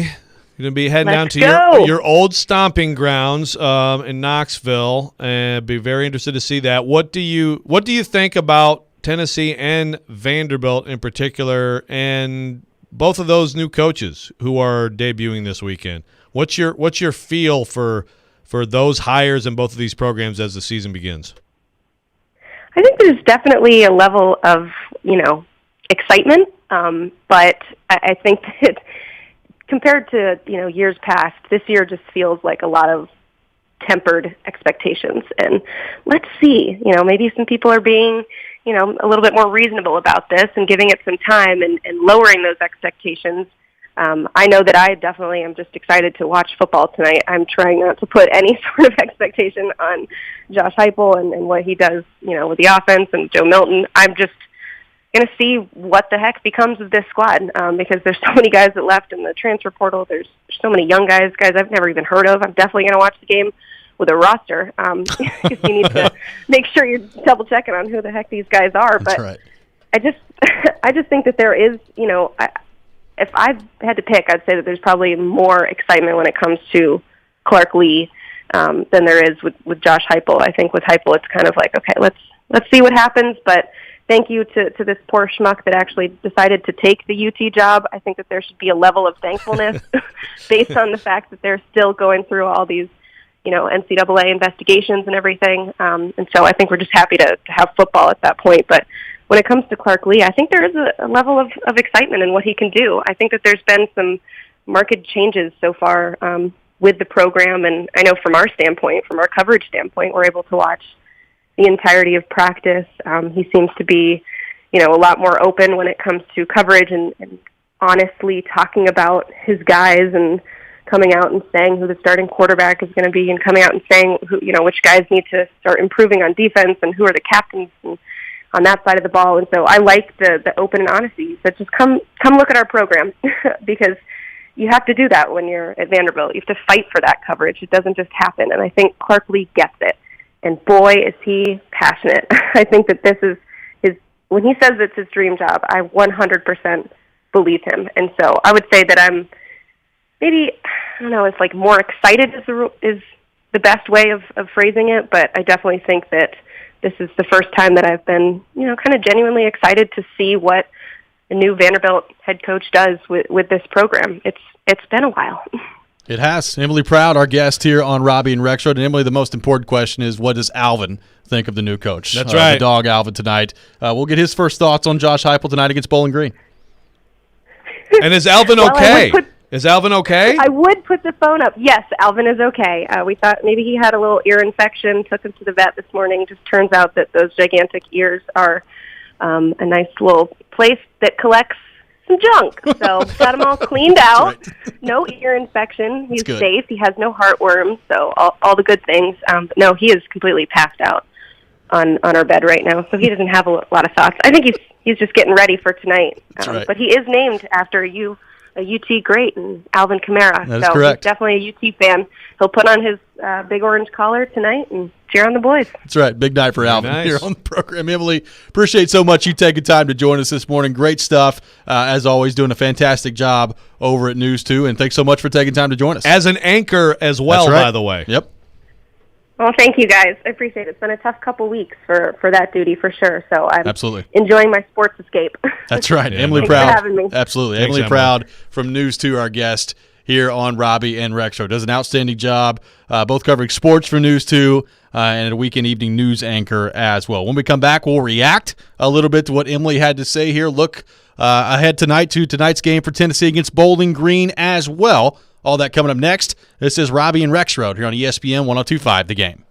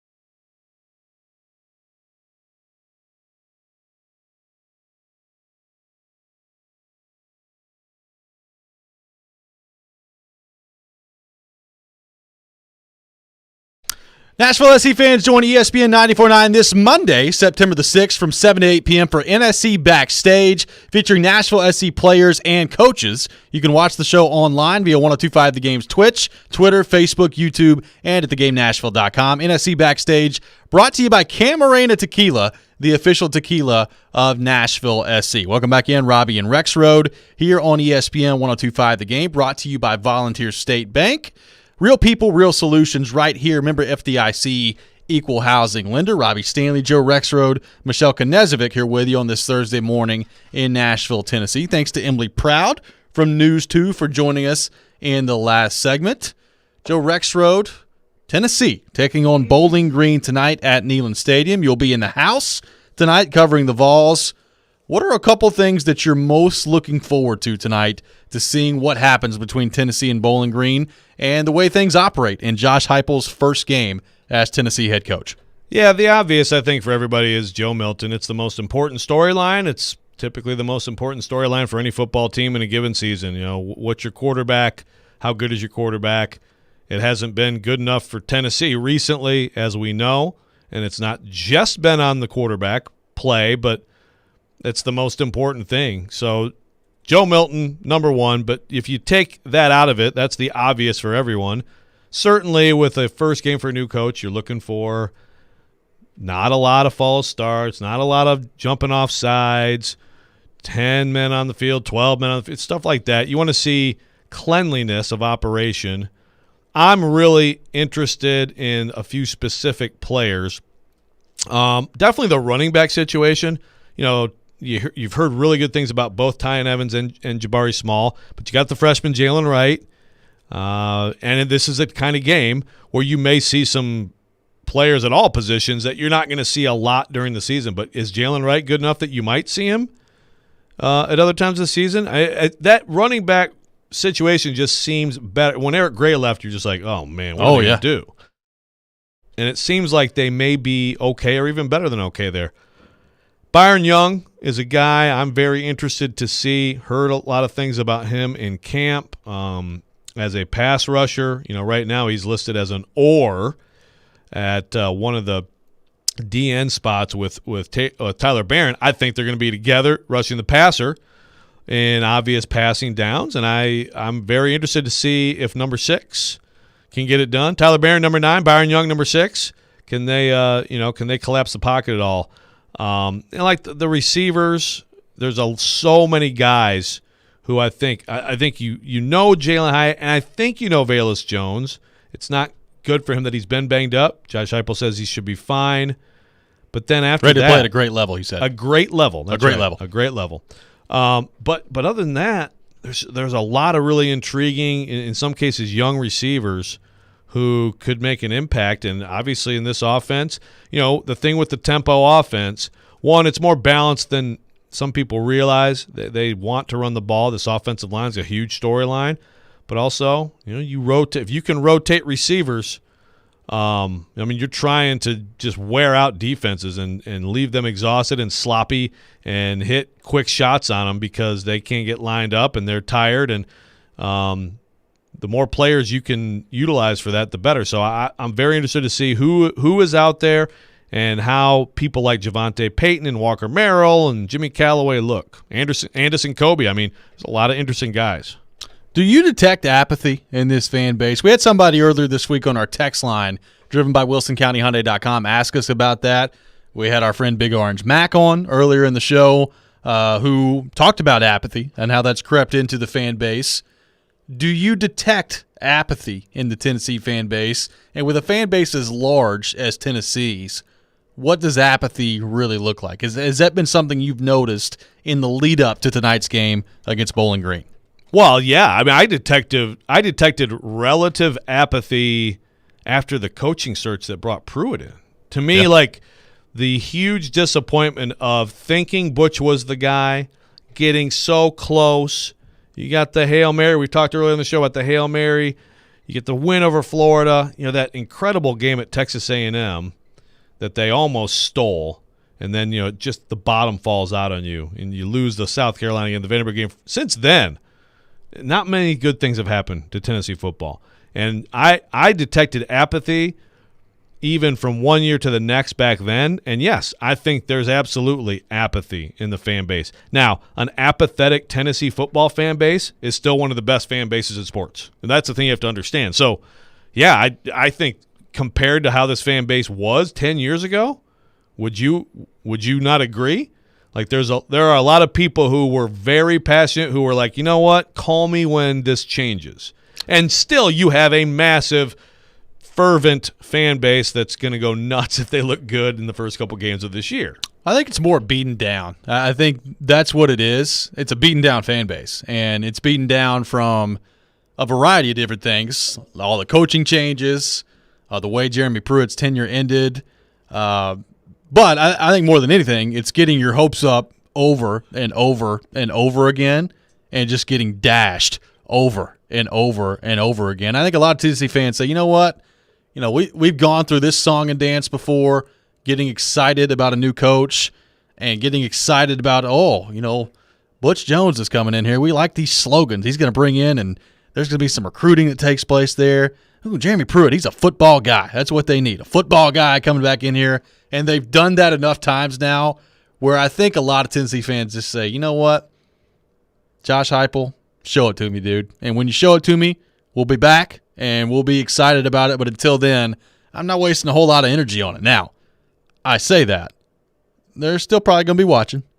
And tonight, even if it's Bowling Green, if Joe Milton comes out and goes 11 for 16 for 240 yards and 3 touchdowns, probably going to be pretty excited tonight after this game. So it can change pretty quickly here with Tennessee football, but I have detected with this build-up to this season, I think way more apathy than I've ever seen in my lifetime as a Tennessee fan.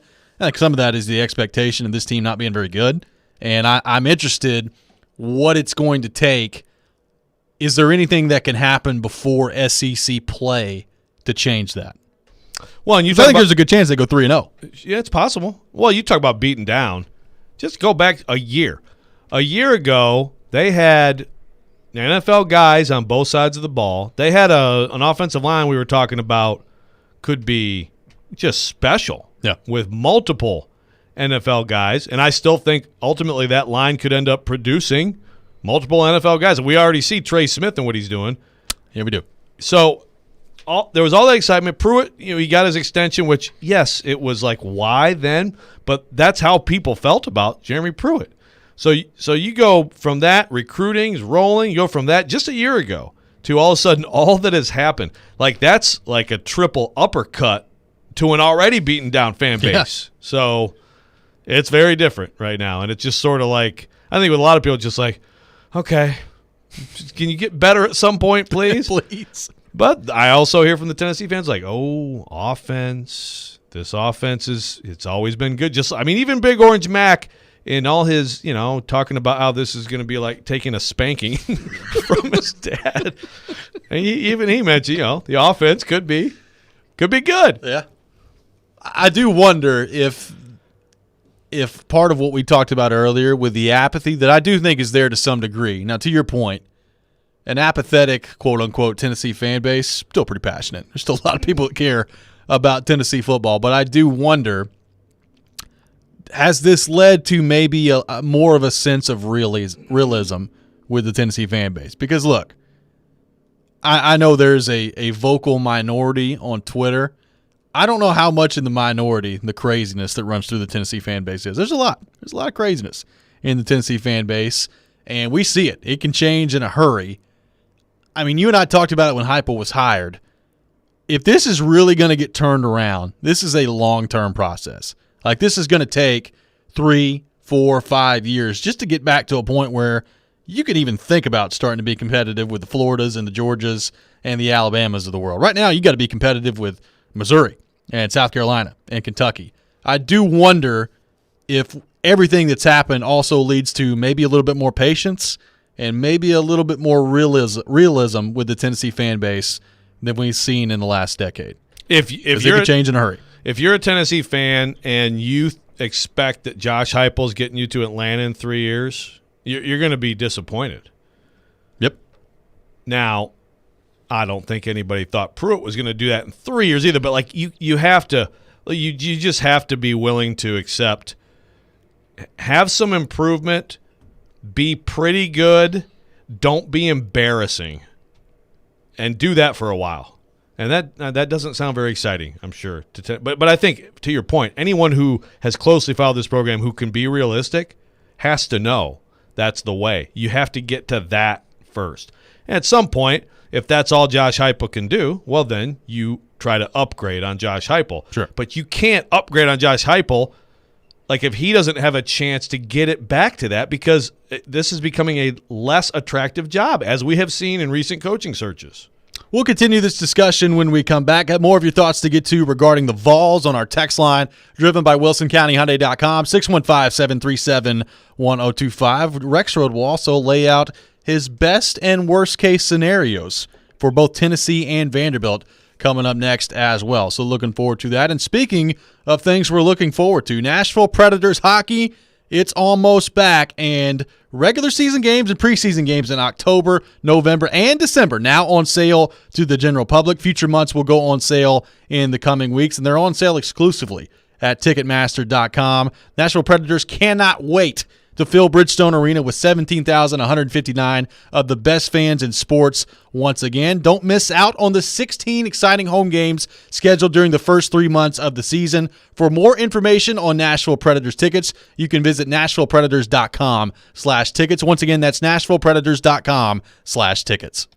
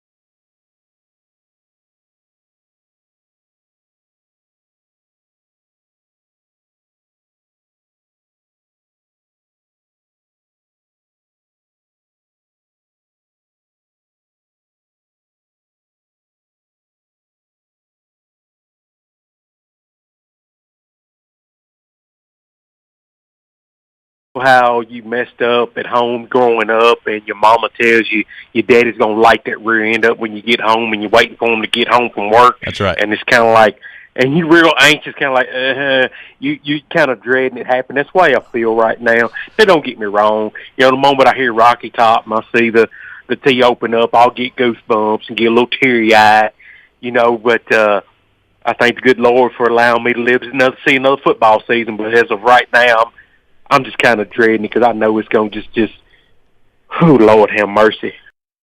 That's our good friend Big Orange Mac on earlier in the show. Big Orange Mac, I don't know that he's looking forward to tonight, looking forward to this season. I can't He can anticipate some bad things happening. Yeah, I can't recall.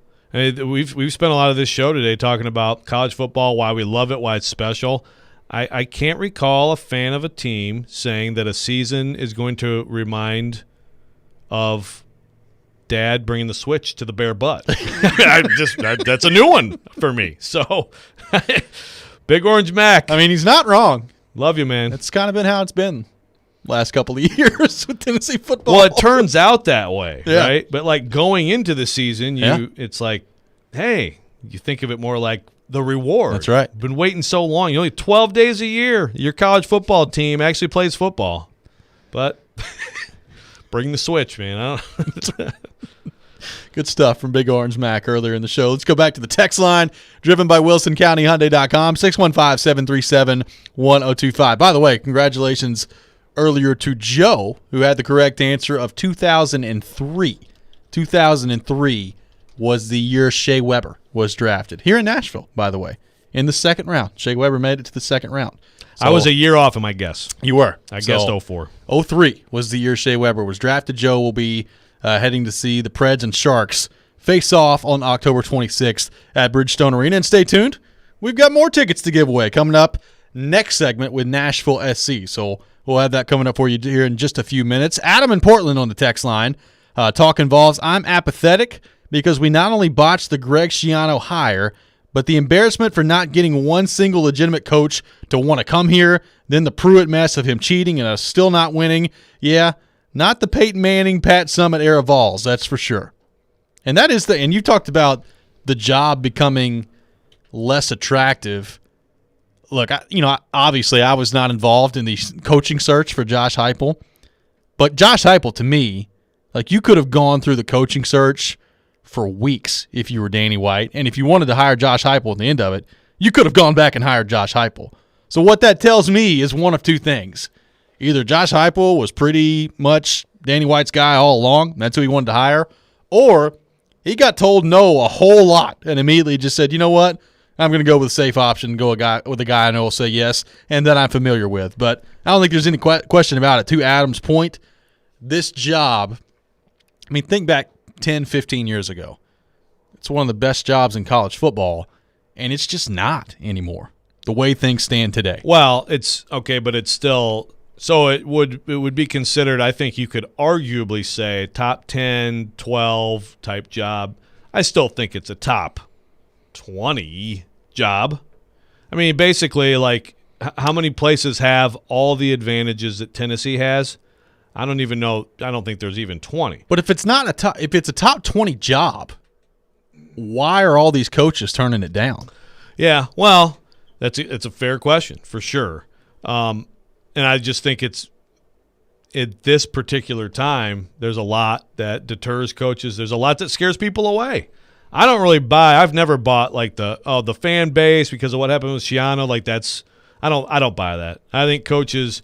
And I actually, did a thing a few months ago with a few talking about this, and that was just totally on the pro side. You want compassion, fan base, resources, all the things that come with that. So, yeah, you're going to have – that day was whacked out and all that, but I don't buy that as a deterrent. What I buy is the administration, the lack of stability there. I mean, this investigation with Pruitt. I mean, if you're a coach looking at Tennessee right now, you can't help but look at that and say, they fired him for cause and they got an investigation. You may not know everything about it, but you're immediately going to go to, boy, I don't know about that place. I don't know if I would like to go to that place. It looks like they set him up to not pay his buyout because he's losing. So I think there's just a lot of things like that that scare people away. But, yeah, I still would characterize it as a top 20 job. Christopher on Periscope says, I think with this team, the fan base would really respond to 3 beatdowns on our non-conference schedule before facing Florida. Do you think if they're 3-0 heading into the Florida game, even against Tennessee Tech and Bowling Green, and albeit a better competition in Pittsburgh, is that enough to get this fan base jazzed up again heading into the Florida game? If they beat down Pitt, yeah, because I don't think they will. In fact, I picked Pitt to beat them. Sorry, but if they beat down that's Pitt, absolutely within the realm of possibility. Yeah. If they beat down Pitt and they're 3-0 and they look just great in the first, yeah, you should get excited. That would be impressive. Pittsburgh is a solid football team. That will be, and Narduzzi also has played against and has beaten Josh Heupel just 2 years ago. Pitt, I believe it was at UCF actually, like a great game. Remember watching that in the press box after a disgusting Gators blowout of the Vols when I thought that was like Fire Pruitt in year 2 stuff going on at that point. Yeah. But anyway, yes, beat them down. Yes, that would be very impressive, and you should get excited. So we've talked a lot about it, and you asked Emily Proud about this. Clark Lee taking over at Vanderbilt. He was on the show yesterday kind of looking ahead to ETSU and what's been going on so far throughout Vanderbilt camp. Obviously, Josh Heupel will get our first look at him tonight as head coach of the Vols. What are your best-case scenarios? And we'll just start with the best case, and we'll get the worst case coming up in the next segment. What are your best-case scenarios for both Tennessee and Vanderbilt as they're set to begin play? In Tennessee's case tonight, Vanderbilt coming up over the weekend. All right, people are going to laugh. They're already ripping on me on Twitter. That's fine. I knew that would happen. So when I did a picking of each team, and I went best case with each game, I went worst case with each game, okay? So basically what that means is this is how many games I think that there's no way that Vanderbilt wins. 2. Now, I know people, you got to be kidding me. So best case for me for Vanderbilt is 10-2. Do I think they're going to be 10-2? No. Sign me up. No. Best case for Tennessee, same thing. I have 2 games. For Vanderbilt, it's Florida and it's Georgia. Yep. For Tennessee, it's Alabama and it's Georgia. I actually did not count Florida as an absolute. I put a best case win for Tennessee. Like it would be quite shocking. I don't think they'll win that game. I'm just saying I give 0 chance to Georgia, Alabama, and with Vanderbilt, I mean, there's a lot. Look, Kentucky, Missouri. I think those teams are better than these teams. But could they possibly beat Missouri?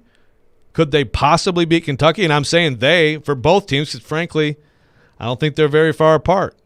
I don't think Tennessee and Vanderbilt right now are very far apart. Again, 5-5, last 10 games, 273 points apiece. Doesn't get closer than that.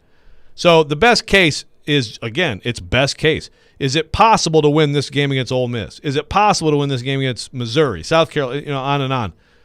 And worst case is very bad. Worst case, so in other words, how many games, is there no chance you would lose? Okay, well, I got 2 for Vanderbilt. Yep. UConn and ETSU. UConn is awful. They lost 45-0 to Fresno State last week. They're awful. Yeah, they're not good. Vanderbilt will beat UConn. They'll beat ETSU. I can't say with confidence they'll beat anybody else. Tennessee, I got 3. They got South Alabama coming in later for that lovely pre-rivalry weekend. What a tradition. You got tonight. I'm giving 0 chance to Bowling Green. 0. And what the heck is my other Tennessee one? Tech. Yeah, thank you. Tennessee Tech. So there's 3 wins that I absolutely promise you Tennessee wins, and I can't go beyond that. So, again, I know it's funny. Like, oh, okay, so best case 10-2, worst case 2-10. Great. So you got the entire possibility. But the point being, that's how many games on each side that I say there's 0 chance. And then the reality of my picks are well in between there. And I've got Tennessee having a better year than Vanderbilt. But I don't think there's a huge gap between the teams. When we come back, I'll give my prediction on Tennessee's record for this year. Joe Rexrode, if you want to, you can do the same thing. All right, let's do it. Let's do that coming up next. You're listening to Robby and Rexrode. Also going to have some tickets to give away as well for Nashville SC, so make sure you're tuned in for that. This is Robby and Rexrode here on ESPN 102.5 The Game.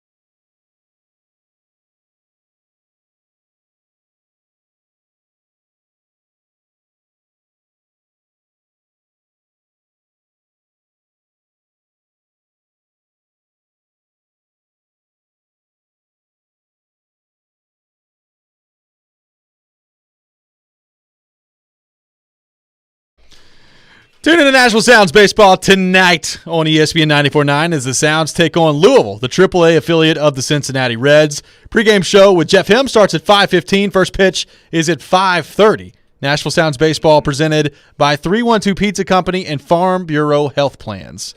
That song gets me fired up. This is the Big Orange Mac approved version of Rocky Top. This is the Robbie Stanley Down approved home version of Rocky Top. Now, who is that singing? Is that a well-known artist singing that version? Forget, and Tennessee fans jump all over me. Really? I always forget. And I've been reminded of this 12 times. I mean, it's I not just don't Dolly know. Parton. No, that was not Dolly Parton.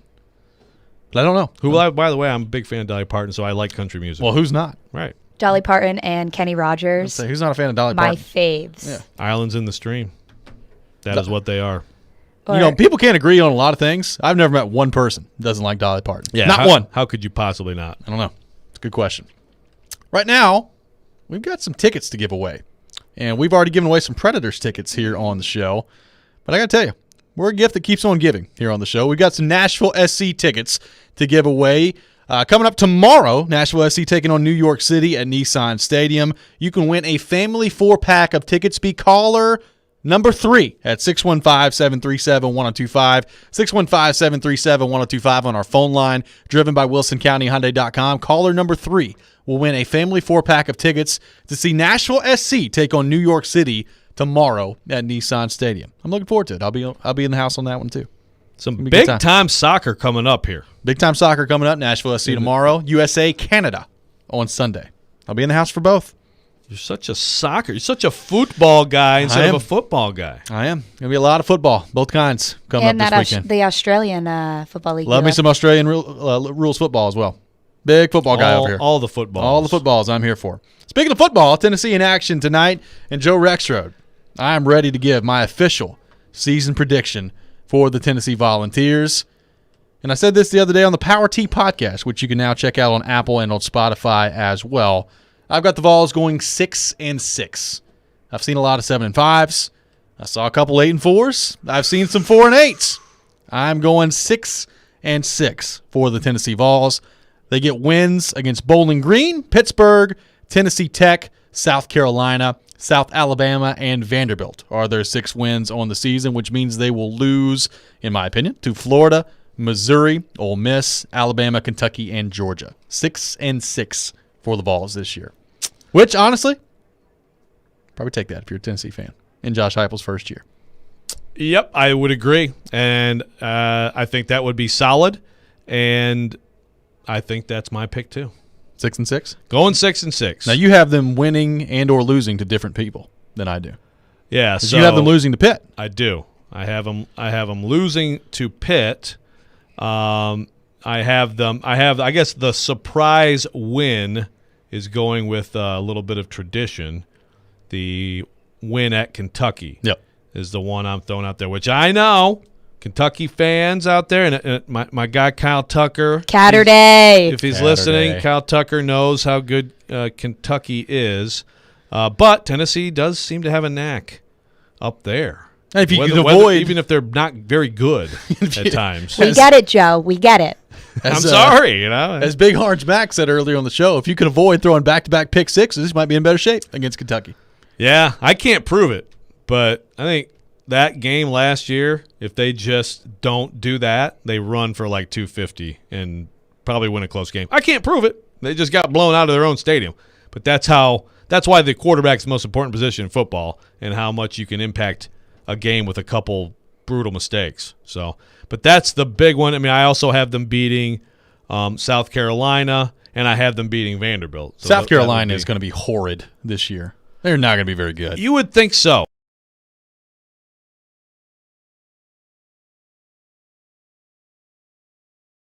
Now, and they just don't. I mean, they don't look like they have a very good roster. Now, I think Shane Beamer. I like the hire. I think he's got potential to be a good coach there. I feel like South Carolina in general. I think we're going to look back at that Spurrier era and be like, how did he pull that off? Yeah, because it really was never the profile of that program, and boy, I don't see it coming back anytime soon. But I think Shane Beamer can be a solid coach there and get a lot out of what they are and still be, like a bowl team on a regular basis. There's a couple of interesting games. South Carolina's one of them because, I would classify that, I guess, as a toss-up game. If you're Tennessee, I would favor Tennessee in that game, but toss-up game. Missouri, I think, has a chance to be a dark horse in the SEC East this year. I mean, they're not going to be better than Georgia, probably not going to be better than Florida, but Missouri, Eli Drinkwitz and company, they figured some things out towards the end of last year at the quarterback position, and that was not the same Missouri team as they went down the stretch as the one that played against Tennessee in week 2. It was not. No. Nor was Tennessee the same team. No. Coming down the stretch. Well, that's exactly right. Yeah, look, I think that I just think that if you're a Tennessee fan right now and your team can be above 500 in this year, I understand you could look at the schedule. You could find a lot more wins than that, and you can – be disappointed along the way if you lose some of those close games. And I think there will be quite a few close games. But I think that would be given there's also distraction coming, by the way. I thought maybe by now we'd have that. I thought by now we might have that there's a bowl ban, like they've self-instituted a bowl ban. Yep. At some point that's coming. At some point they are going to and if I think they're going to do that, I don't know that for sure, but what's that going to do to the players on the team? Even if they have a general idea that it might happen, that's going to be hugely disappointing. So you have to take that into account of this year too, along with everything else and the level of competition. Think if Josh Heupel has a 500 season, that's a building block. Well, especially if you can be competitive in some of these losses too. Like, right. I don't know how good you're going to feel about it if you go out and Florida beats you by 38. Like, that's a tough pill to swallow. Like, I think you can live with getting blown out by Alabama and Georgia because, I mean, the rosters right now are just not even comparable. They have much better rosters. You still want to see competitiveness all over. You want to see competitiveness, and you hope your offense is good enough that you can hang in there for a while. But I still think if Tennessee's offense reaches maximum potential this year, you're still going to lose by a few touchdowns to Georgia and Alabama. I mean, again, this brings me back to when you talk about beating down fan base, go back to halftime at Georgia last year. Oh, I know. Halftime. I know. And then, I mean, Tennessee's winning the game. It's incredible. And now, Garantano made some mistakes, but also I think some of that game was a little bit of the Jimmies and Joes kind of showing up, right? Yep. All of a sudden, Georgia looked unblockable, but still, that's a year ago. Yeah. You're beating Georgia on the road at halftime and not shocked by it, like you thought you had a chance to go in and win that game. That's how fast things can go. What Tennessee needs is for like a shocking turn of events the other way. Yes. At some point. And, look, to me, Joe Milton being what some people have thought he could be this year would qualify, and it's not totally out of the realm of possibility. And we're going to begin to find out the answer to that question tonight as Tennessee takes on Bowling Green 7 o'clock on the SEC Network. Joe Rexrode will be in the house. Looking forward to his coverage tonight at theathletic.com. He'll be back on the show live from Knoxville tomorrow morning as well. That does it for us today here on Robby and Rexrode, presented by Volunteer State Bank, member FDIC, equal housing lender. We'll be back 6 a.m. tomorrow. Darren Donica Chase coming up next. This is ESPN 102.5 The Game.